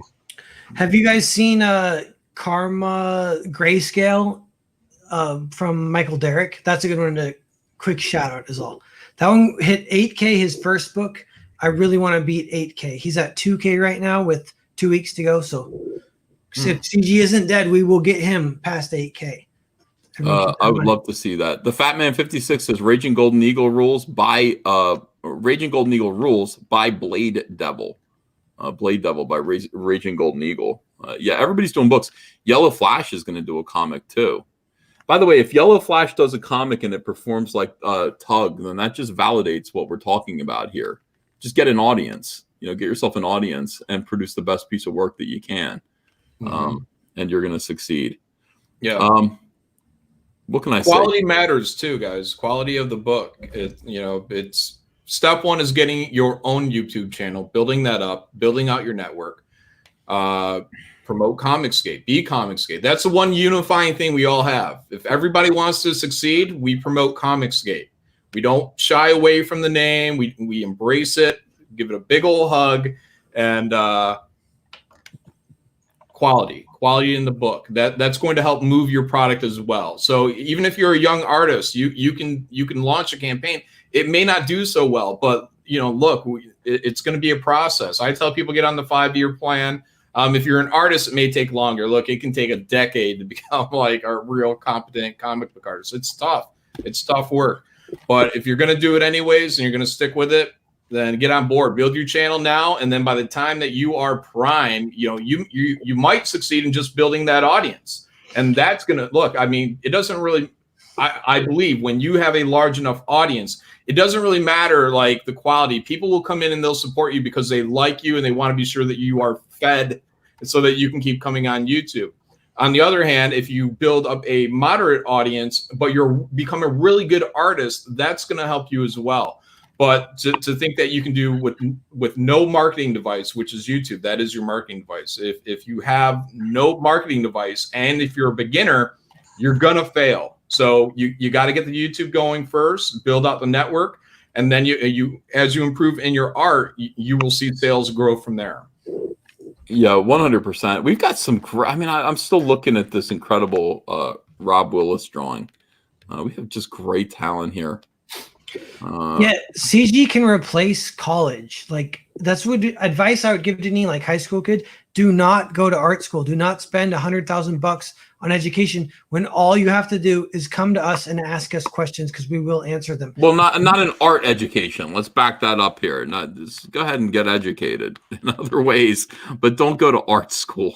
Yes, yes. Dude, I don't know, because I kind of agree with Narwhal. Only I would add that YouTube is the great teacher. You know, like I can learn how to fix my car on YouTube. If I wanted to paint, I'm sure I could find a really great painter out there who may even have a smaller channel or be more approachable. And I could be talking one-on-one with somebody who's doing exactly what I want to be doing. So, you know, I don't know. I think maybe art school, only because it'll probably broaden you in ways that you don't want to be broadened. And through that, maybe you'll find something that is useful to you. But I mean, for art, you know, when Anna's over there complaining about being $100,000 in student debt, like, for what? For That's what? crazy. To learn how to paint, you can do that on YouTube. And the resources on YouTube are insane, and specifically in Comicsgate are absolutely insane. That you can get the ear of John Malin, Ethan Van Sciver, or me, like anyone. You could talk to us. It's worth $1 billion, and you get it for free. So do it. Guys, I've been doing a series of videos called Secrets of the Comicsgate Network, just my observations and my experiences, and I've been getting really good response on it. So if anybody wants to check that out, you can check out AdamPostSpeaks.com. It'll go right to my YouTube channel.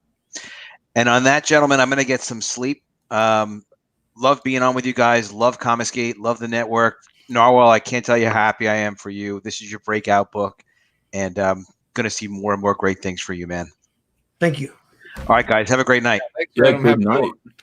I can't even hear what that guy's saying without his lighting setup done. He had such a really cool effect on there, and then he fix your gear, Adam. Fix your gear. Fix your gear. 100%. Yeah, I've got Kyle coloring the old Hall of Heroes stuff, which is amazing to see. You know, I wasn't expecting to ever, you know, put this stuff out in color, but I mean, look at it. Like Kyle just comes in. This is stuff that I drew when I was 19 years old. Like the Hall of Heroes Cyberfrog stuff, and clearly very influenced by John Byrne and Todd McFarlane. But can you get that any bigger? Why? Oh, sorry. Let me blow this up as much as I can here. Yeah, let me see. Yeah. Is that big enough? I mean, let me see. All right. But yeah, this is Kyle coloring up these pages here, and these pages have previously only been released in you know, black and white. This is my shitty lettering. I've got Eric Weathers going over and redoing all the lettering, and then Kyle's done the colors here. I'm going to release these with shiny foil covers, like redrawn covers of issues 1 and 2. And I think I'm going to put these out with the black light poster. I was going to just do another second chance campaign for the team up covers, but I don't think that's exciting enough. So we're going to release Hall of Heroes 1 and 2 in color by Kyle Ritter with new lettering by Eric Weathers and shiny new foil variant covers. No, not variant covers, just new covers. There aren't going to be variants. Shiny foil covers. I'll put them out with the black light poster. We'll see how those do. I love it. But all this stuff, I own all this material. I mean, I own it all. I can do whatever I want. Some people, by the way, Zach was like, "What's the difference between foil and chromium?" You know, what is a foil cover look like? Hold on, let me show you. In the meantime, here's Yeah. a card I got from Black and White. Oh, did you get your Black and White? Yeah, I got my book just the other day. I love it. I love it. All right, so this is let me see. This is a foil. This is what foil looks like. So it's not chromium. You can't see a reflection in it. It's just shiny, and you can get like a figure embossed on the cover if you want to. That'll stand out a little bit. But I love the way this looks. I'm going to recommend this to people. You know, Comicscape books really do. I think that Cyberfrog's brand is that it shines. Everything Cyberfrog should be shiny. But I also think Comicscape should shine too.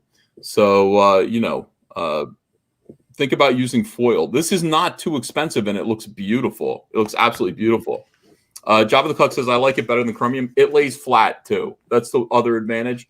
Like it's foil on one side, shiny on one side, and then paper on the inside, rather than just, you know, shiny on the inside too. It's not a sheet of like shiny plastic. It's like just a thing on the front. So I don't know. I'm going to try that and see what people think. Antonio the Guido says it's like Ethan's forehead. No, it's because there's a light up there. You know, I mean, I don't know what I'm supposed to do about it. Let's see. Foil looks cool. Why did you sell us gay chromium? ComicArtistPro Secrets says Donut Swan. Well, good. It's awesome, man. I love the chromium. I like the chromium too. Zach is doing this. Zach loved the chromium so much that like he's got Kyle Ritter. Kyle Ritter turned in a cover for the Expendables. And Zach's like, explain foil, explain chromium. So he's seen the chromium. He's going to have this as a chromium cover that he just added. This is going to look great in chromium. And there, you know, if somebody does it the right way, I don't know where he's going to get the chrome. He'll probably ask me, you know, about my guy. But they'll cut this out. They'll make all this stuff. You know, I don't know. It's going to look really, really nice if they do this the right way. You got a chrome guy? You got a chrome guy? Yeah. Yeah. Let me introduce you to my chrome man. This is my chrome man. You know, yeah, be happy to help you out. SoftwareX says, John and Ethan, would you guys consider ever putting together resources for comic skaters, like which printers you use, where to get Print Ninja's in China, though. Yeah. Once your files are ready, it takes 8 weeks to. It takes 2 weeks to print and 6 weeks to ship back, unless there's a plague going on there, supposed plague going on there, and they shut the entire country down for weeks on end. I use a Transcontinental up in Canada, and they're the printers that DC Comics uses. Oh, a trans printer. That's progressive. Yeah. I wanted to support my LGBTQ customers, so I go ahead and throw the the transgendered printers a little business. So the good thing about Print Ninja, though, is you can go to their website. You can get very simple quotes. It breaks it down very easy. I put my specs out there before for Graveyard Shift. I'll put them out there again, but real easy interface. You can get a real simple quote. You can include the shipping, and it gives you options for different covers. You just check a box and fill out whatever option you want. So I haven't done any special covers yet. So I don't know. I don't know how you would get chromium. I don't remember an option for that, but I can check. And with my guy, my Print Ninja guy, your Print Ninja, your contact at Print Ninja. Yeah, get a contact there. That'd be cool. I mean, look, we could do that. We could actually eventually. We're still in the very early stages of this. I really want to have my next Rec Planet campaign go smoothly and without a hitch. Mm-hmm. And if I launch, it looks like I'm going to be launching this ahead of Warts and All, which I didn't want to do. I wanted to launch Warts and All in January, but there are just so many questions, and things that I didn't anticipate. So I'm going to be working with somebody, an editor, who's going to help me put the book together. They said, what do you, I sat down with a meeting today, and I said, this is what I want. They looked at it. They tried to get it done. I wanted the Cyberfrog skin texture on the outside cover of the book. They said, nobody's going to like that because it's not going to sit on their shelves right. It's going to slide in with their other books. And it's going to be extremely expensive, like cost prohibitive to do that. So they said, instead, why not just shut the fuck up and make them shiny, make them shiny. I said, okay, I'm down with making things shiny. So foil, easy to use. I said, can I freak people out and do foil and glow in the dark? They said, you can do whatever the hell you want to do. And I said, I like that. I like that. So what if it's foil, but Cyberfrog's eyes glow in the dark and the logo glows in the dark? Oh, yeah, we can do that.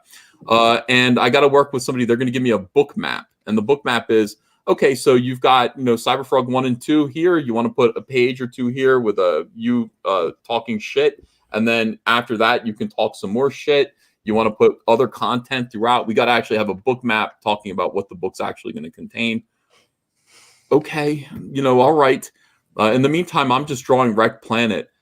I want to have Wrecked Planet in people's hands this year.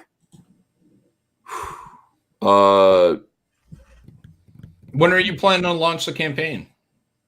Any minute now. Ooh. Any minute now. I'm getting pages done. I'm working on stuff right now.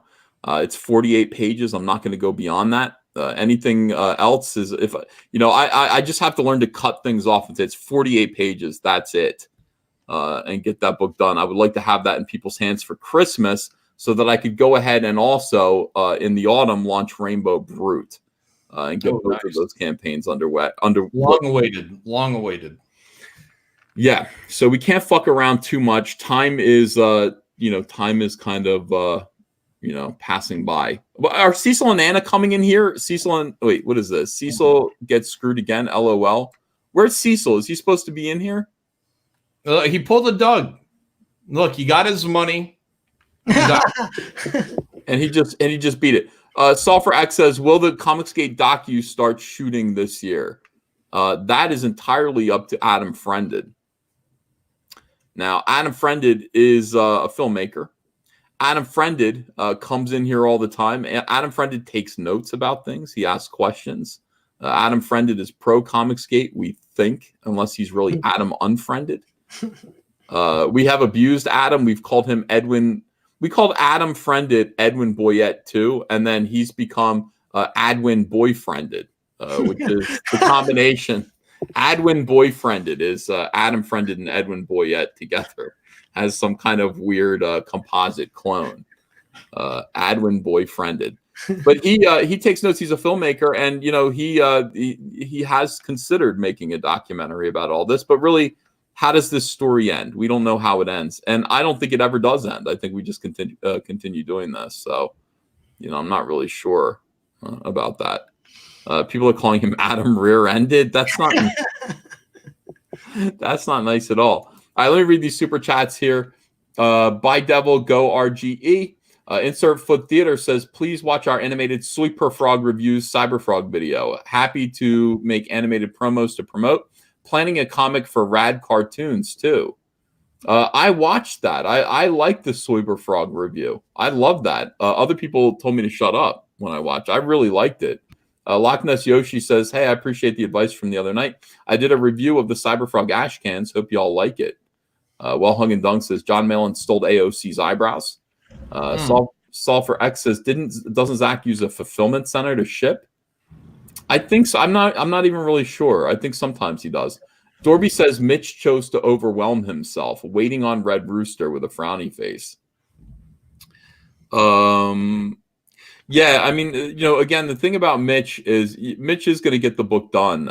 He is going to get it done. You got to understand. The other books are already done. I think Mitch wanted, when we initially started talking, way back when at the beginnings, the origins of all of this, Mitch and I were pals talking every single day. I was going to be in on the Walmart deal with them. And Mitch's whole thing was sustainability. Sustainability. How do we keep this sustainable? And I think that's where his concerns were. By delivering books on time, keeping your customers happy. That's the main thing. Let me drop a bomb on you. No college degree here, guys. I think that's true. Software X says, are quad page spreads possible in indie printing? Of course, you can do anything you want. Lee Johnson says, please consider that as a cover. So he really likes the Rob Willis piece. Maybe I will.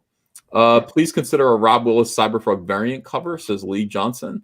Cider Hype says, Through the Woods Survivor Guilt. Liam Gray says, Micah Curtin has a crisp creative vision. Narwhal is not an artist, he is a visionary. Adam Post is experienced and easy to approach. Vinny is the next breakout talent. Rob's all right, I guess. Okay. Jake Foley says, next time you do a fan chat, I'll hop on and give a quick voice demo. That'd be interesting. Simon Simpotier says, hail everyone. Hail EVS and brethren. Go back all those wonderful books, but first go back Blood Hunt, the most badass vampire in comics. Yeah, definitely do that. Let's see. Pixlexia says, what happened to love the sin or hate the sin? I feel like it's the most basic tenet of Christianity, not grandstanding like the Pharisees and the Sadducees. Yeah, so often I think that Christianity is used like by poor Christians to actually abuse other people. If you say, I stand with Jesus Christ and I'm here to condemn whatever it is that you're doing, that's... John, I'm a Christian in the sense that I try to have a laugh, but I try to forgive people. It comes fairly easy for me to forgive. Like I'm able to just forgive and forget and kind of move on. But they reoffend over and over again, like Mike. Like, everything's cool for a little while. SJWs do the thing where they use your apology as proof of guilt. So like it just takes it all off the table, and then they double down on top of that. Like, so yeah, anyone who doesn't play that game, like Ethan. SJWs are not Christians, though. Not at all. They don't even pretend to behave like Christians. But you do need to kind of just take it on the chin and try to behave yourself. Liam Gray says, Xenotype coming to Indiegogo March 1st. Richard Zavalia says, hey, Ethan. Okay, I read that one. Let me say that Xenotype by Liam looks fantastic. This guy he has drawing that is like the probably the craziest. I hate to say the best because I'm afraid Kyung does his own thing, but this dude is doing like some Gantz level art. I mean, it looks freaking crazy. And he's a kid. Like, have you seen the picture? Yeah, he must have been that little dork drawing all those little triangle faces all throughout middle school. He looks like he's 22 years old, and I actually, there are other people who are looking at him. As soon as he's finished Xenotype, I think he's going to have lots of work. I bet. Yeah, I mean, his stuff is I hope Yellow Flash is looking at him too, man, because that'd be perfect. I know Yellow Flash wants to do something manga-esque. So spoiler alert. Yeah. He said it. Yeah, that's a good idea. Yeah. All right. So John of the Rice is a Mexican moron of mammoth proportions. Reading his musings will give you the Modelo virus. How does he use no commas? Says Donuts One. When I read John Malin's writings, I almost feel like he's doing that on purpose. Like he's intentionally trying to sound like a moron. Wait, what? I think he's trying to dumb it down. I don't know. Like, what? I missed the question. Are you talking about me or John Delarose? Oh, John Delarose. Did I say John Malin? He's God fucking damn it. I do that all the time. a moment here, and next thing I know, like, John's a moron. John Malin's a moron. No. I meant John Delarose. When John Delarose writes those things, like I tend to think that he's doing that on purpose to sound. I'm so sorry, John. I didn't mean you at all. But I'd rather say John Malin than Freudian slip. No, not at all. Not at all. It's just I'm more comfortable saying John Malin than John Delarose. But yeah, I see when he writes and he doesn't use and he says folks like my comics. I feel like he's intentionally trying to sound dumb, so that he can't be blamed for being evil. He's trying to reach out to the people. Wasn't that one of the things Obama did? All the folk. Yeah, folk and also the Trumpisms of kind of sounding like speaking simply and plainly. You know, and yeah, in a way, not trying to overwhelm people with intellect, because you scare people away that way. If people think you're too smart, I feel like that because I don't think John is a stupid man. I think he's stupid in a lot of ways, but he's not stupid. He knows kind of what he's doing. I don't know if the guy has any plan. Any plan. He's all talk. I mean, I want to see. I want to see the receipts for all the genius level. You give him a lot of praise, Ethan. He didn't write these books for Vox Day that you like so much. He's just an associate of the guy. Oh, you mean okay? I thought you meant the comics. Yeah, the SJW. Yeah, right. Yeah, because I mean, you've read some of Vox Day stuff, and I know you appreciate some of the SJW commentary. Mm-hmm. But that's Vox. That's not John. I don't know if you're confusing the two. You keep saying John's like genius level, but I haven't seen where the fruit of that is at. I wouldn't say genius level. I just think clever. I think I don't know. I could be wrong. Oh, it's a rope-a-dope. I gotcha. Go ahead. Yeah, in a way, I think so. All right, so let me see here. Back for an agent. Says Sulfur X. Comicsgate embraces artistic risks. Richard Savala says, Ethan, by better than I thought it'd be, I meant better than I'd hoped. Please keep up the series, Ethan. You have to. I'm not going to stop. I love Cyberfrog. You know, and people are like, why are you doing? It's a book about a robot frog. It's like, no, it isn't a book about it. Anybody who reads it knows that it's more, there's something else behind just the idea of it being about a robot frog. The title, I think, is almost kind of, I don't know, a naive pose. I don't know how to put that, but yeah, it means a lot to me. The comic means a lot to me. I'm never going to stop doing it. I think what Ethan is trying to say is it should have been called Cyber Heart. Cyber Heart. Ooh, I like that. Yeah. It does. There's a lot of heart in it. Absolutely. Let's see. Spartan Scotsman says, and guys like me doing how-to color guides. Yeah, if you could do that, that'd be great. If people would like to hear that. Sulfur says, John and Ethan, would you guys consider ever putting together? Oh, I read that one. Sulfur says, okay, I read that one. Donut Swan says, if Vestige doesn't get to 100K, I will suicide. Well, Donut Swan, I mean, no, don't. I mean, be the change that you want to see in the universe. Start donating. We love you, man. We don't want you going anywhere, dude. Yeah, like for goodness sakes, I don't know if it's going to get to 100K. It might. Camel Moon says, "Hey, would you guys be interested in a 12-episode series of Roast to Roast?" Ethan, I've sent you a preview Indiegogo campaign for you to review.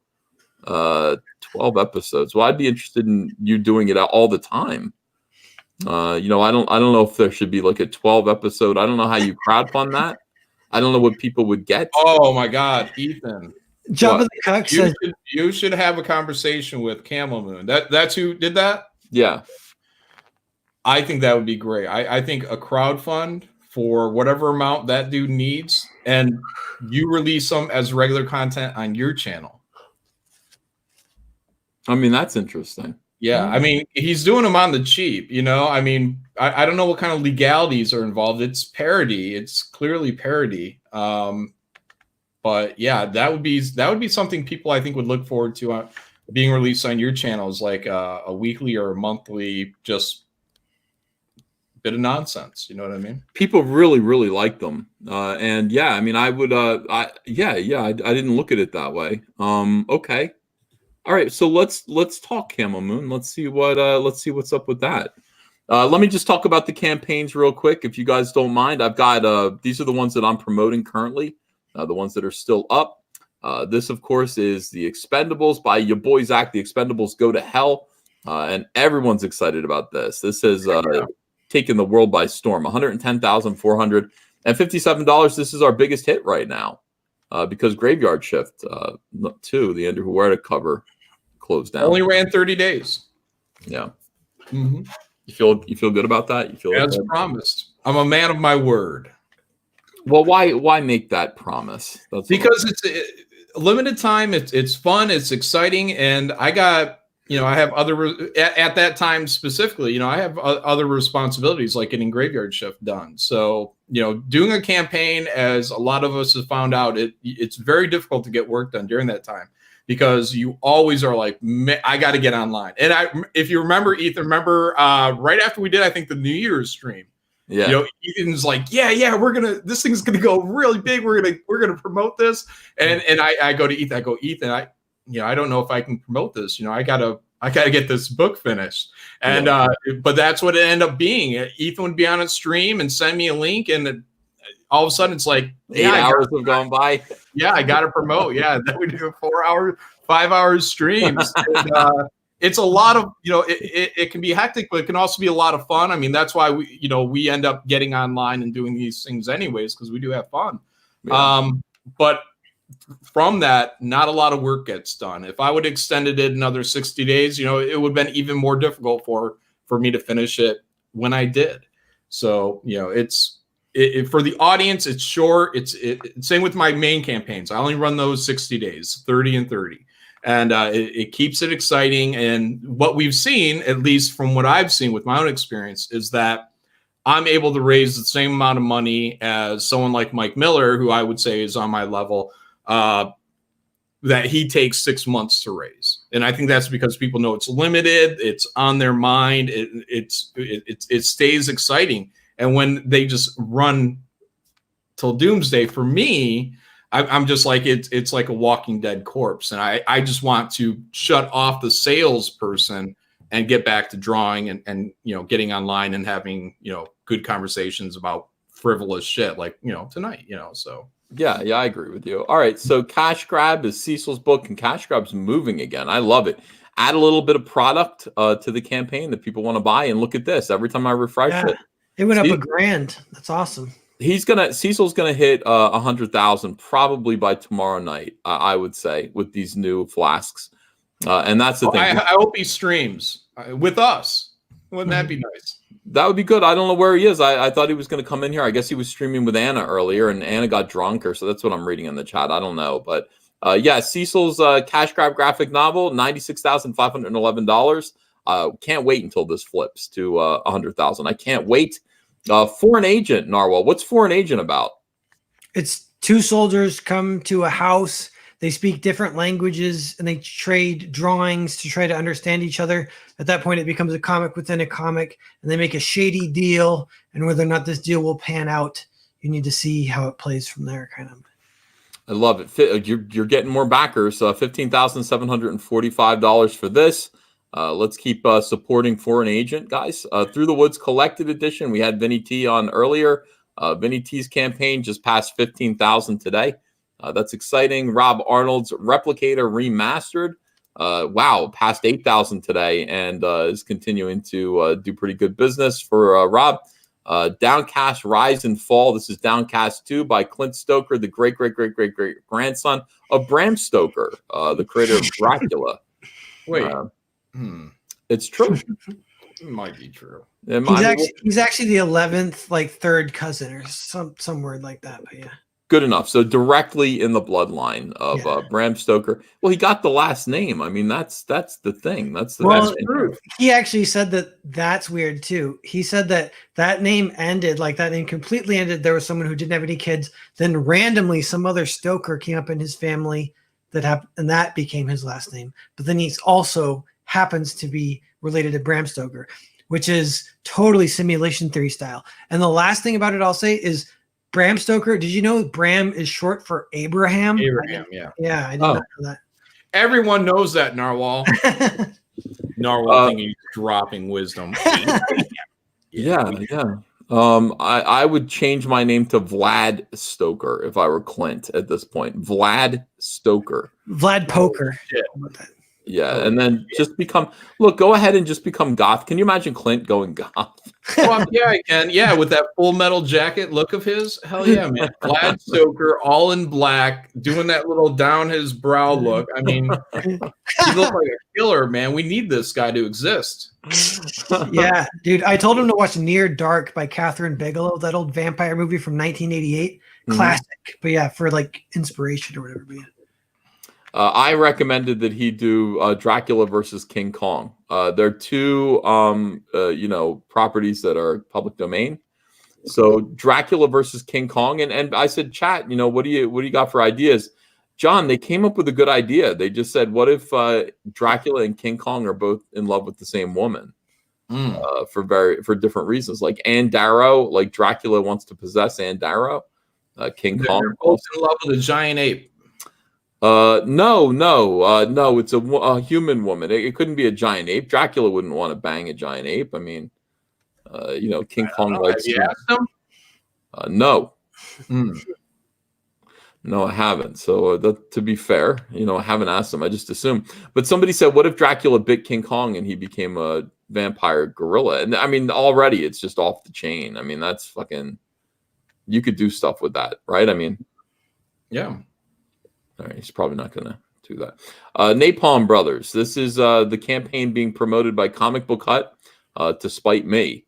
And I'm talking about it a little bit. It doesn't, I mean, I got to say, it's not something I would choose to promote. Like if this got sent my way, I probably would not promote this. But they do have King Kong in it, I think. That's a win. Are they Comicsgate? No, they're anti-Comicsgate. Oh. Yeah. But, I guess, I mean, I don't know. Should we watch the video? We can watch the video. Let me turn on the volume and see what these guys have to say. But Comic Book Hut made a whole video. He said, don't let Ethan Van Sciver win. Back Napalm Brothers. So if you back this, I'm going to lose. All right, let's see what it is. Holy shit.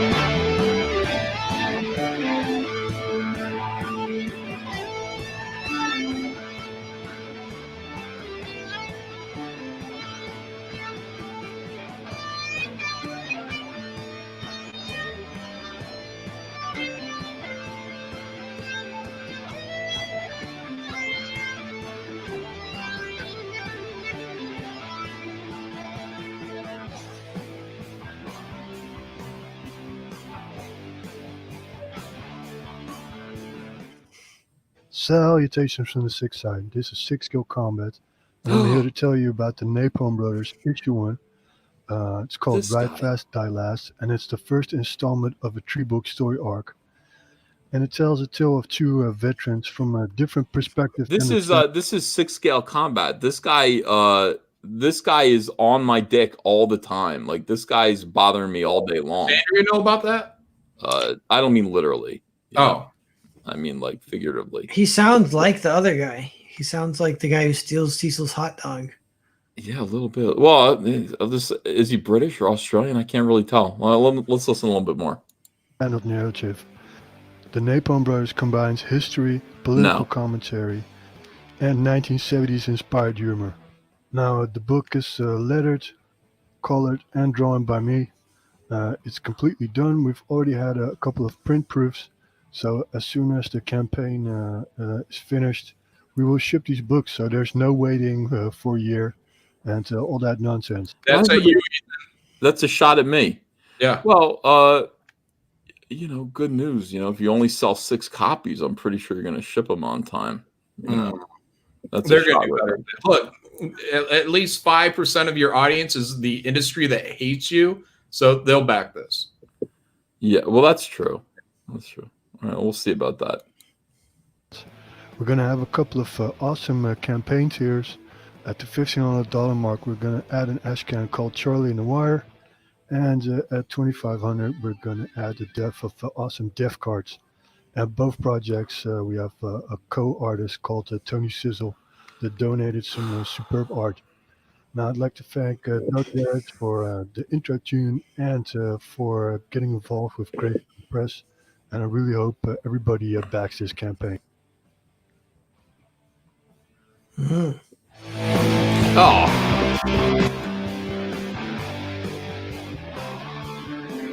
That one card or ashcan, I don't know, it was about a third of the way back. Looked pretty cool. This one here? No, a little further back. This one right here? No, one more image back. I think it had a red. There it is, right there.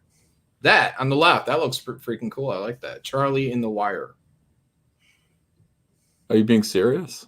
Yeah, the image on the left. Yeah, it looks like a poster you'd have.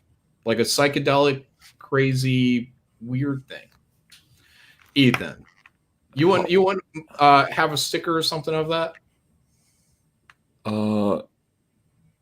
don't know. Well, Ethan didn't do drugs, guys. Look, the Charlie in the Wire, the thing on the left looks cool. Just take my word for it. That looks cool. Yeah. It's not Well, racist. maybe a little racist. I don't know, but it looks. They don't care about racism, though. These guys are, you know. But the video was not done very well. You know, and I believe everything matters when you're doing a campaign. The drawing block with no text and just music in the beginning of it was a big waste of time. The voiceover should have started within 5 seconds of this thing going. The information would have got out. And why would you have, I don't know, 20 seconds of a tombstone to promote your graveyard press? I remember that. I don't remember the name of the book. Hi, this is Six Sail Combat.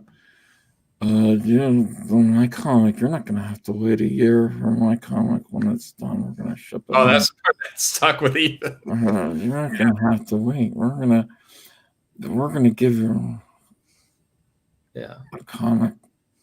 I want to thank Doug Garrett for this music that's currently perforating your eardrum.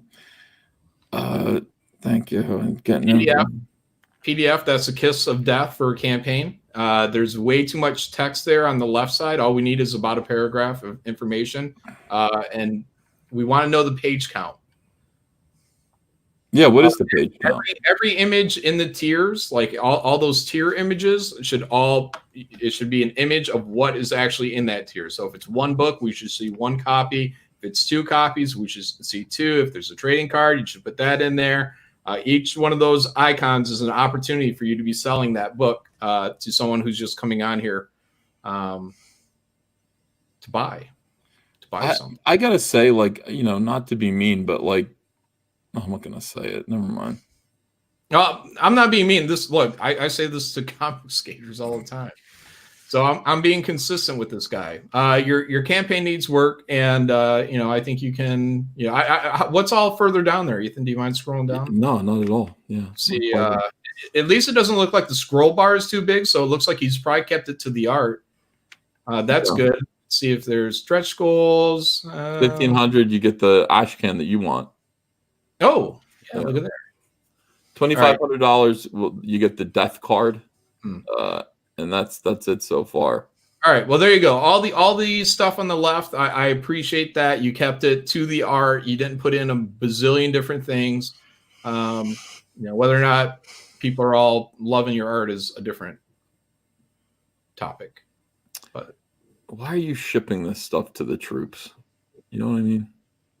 So they can read books, Ethan. Why do you hate the troops? Why do you hate the troops? I love the troops. Well, they did exactly what you said. I mean, look, first of all, you're wrong. It's 24 pages, 24-page installment of a 3-book story arc. So there's going to be Napalm Brothers 1, 2, and 3. Ride fast, die last. That's the slogan. That's not a bad slogan. Yo, quickly, let me just say, since that good review from your boy Zach, I've sold 150 copies of Earthbound. You got to be joking. I made like 5K. Yeah, it's insane. Nice. Zach is selling your comics, man. Donut Swan says, Narwhal, you look like the kind of degenerate who thinks showering exclusively before bed is acceptable. If I back Foreigner for $50, can you tell me how you will spend that money? Be specific. Own that date. I was thinking about setting those stretch goals where I shave, I buy good clothes, I promise to shower daily, like at 30K. It all starts at 30K.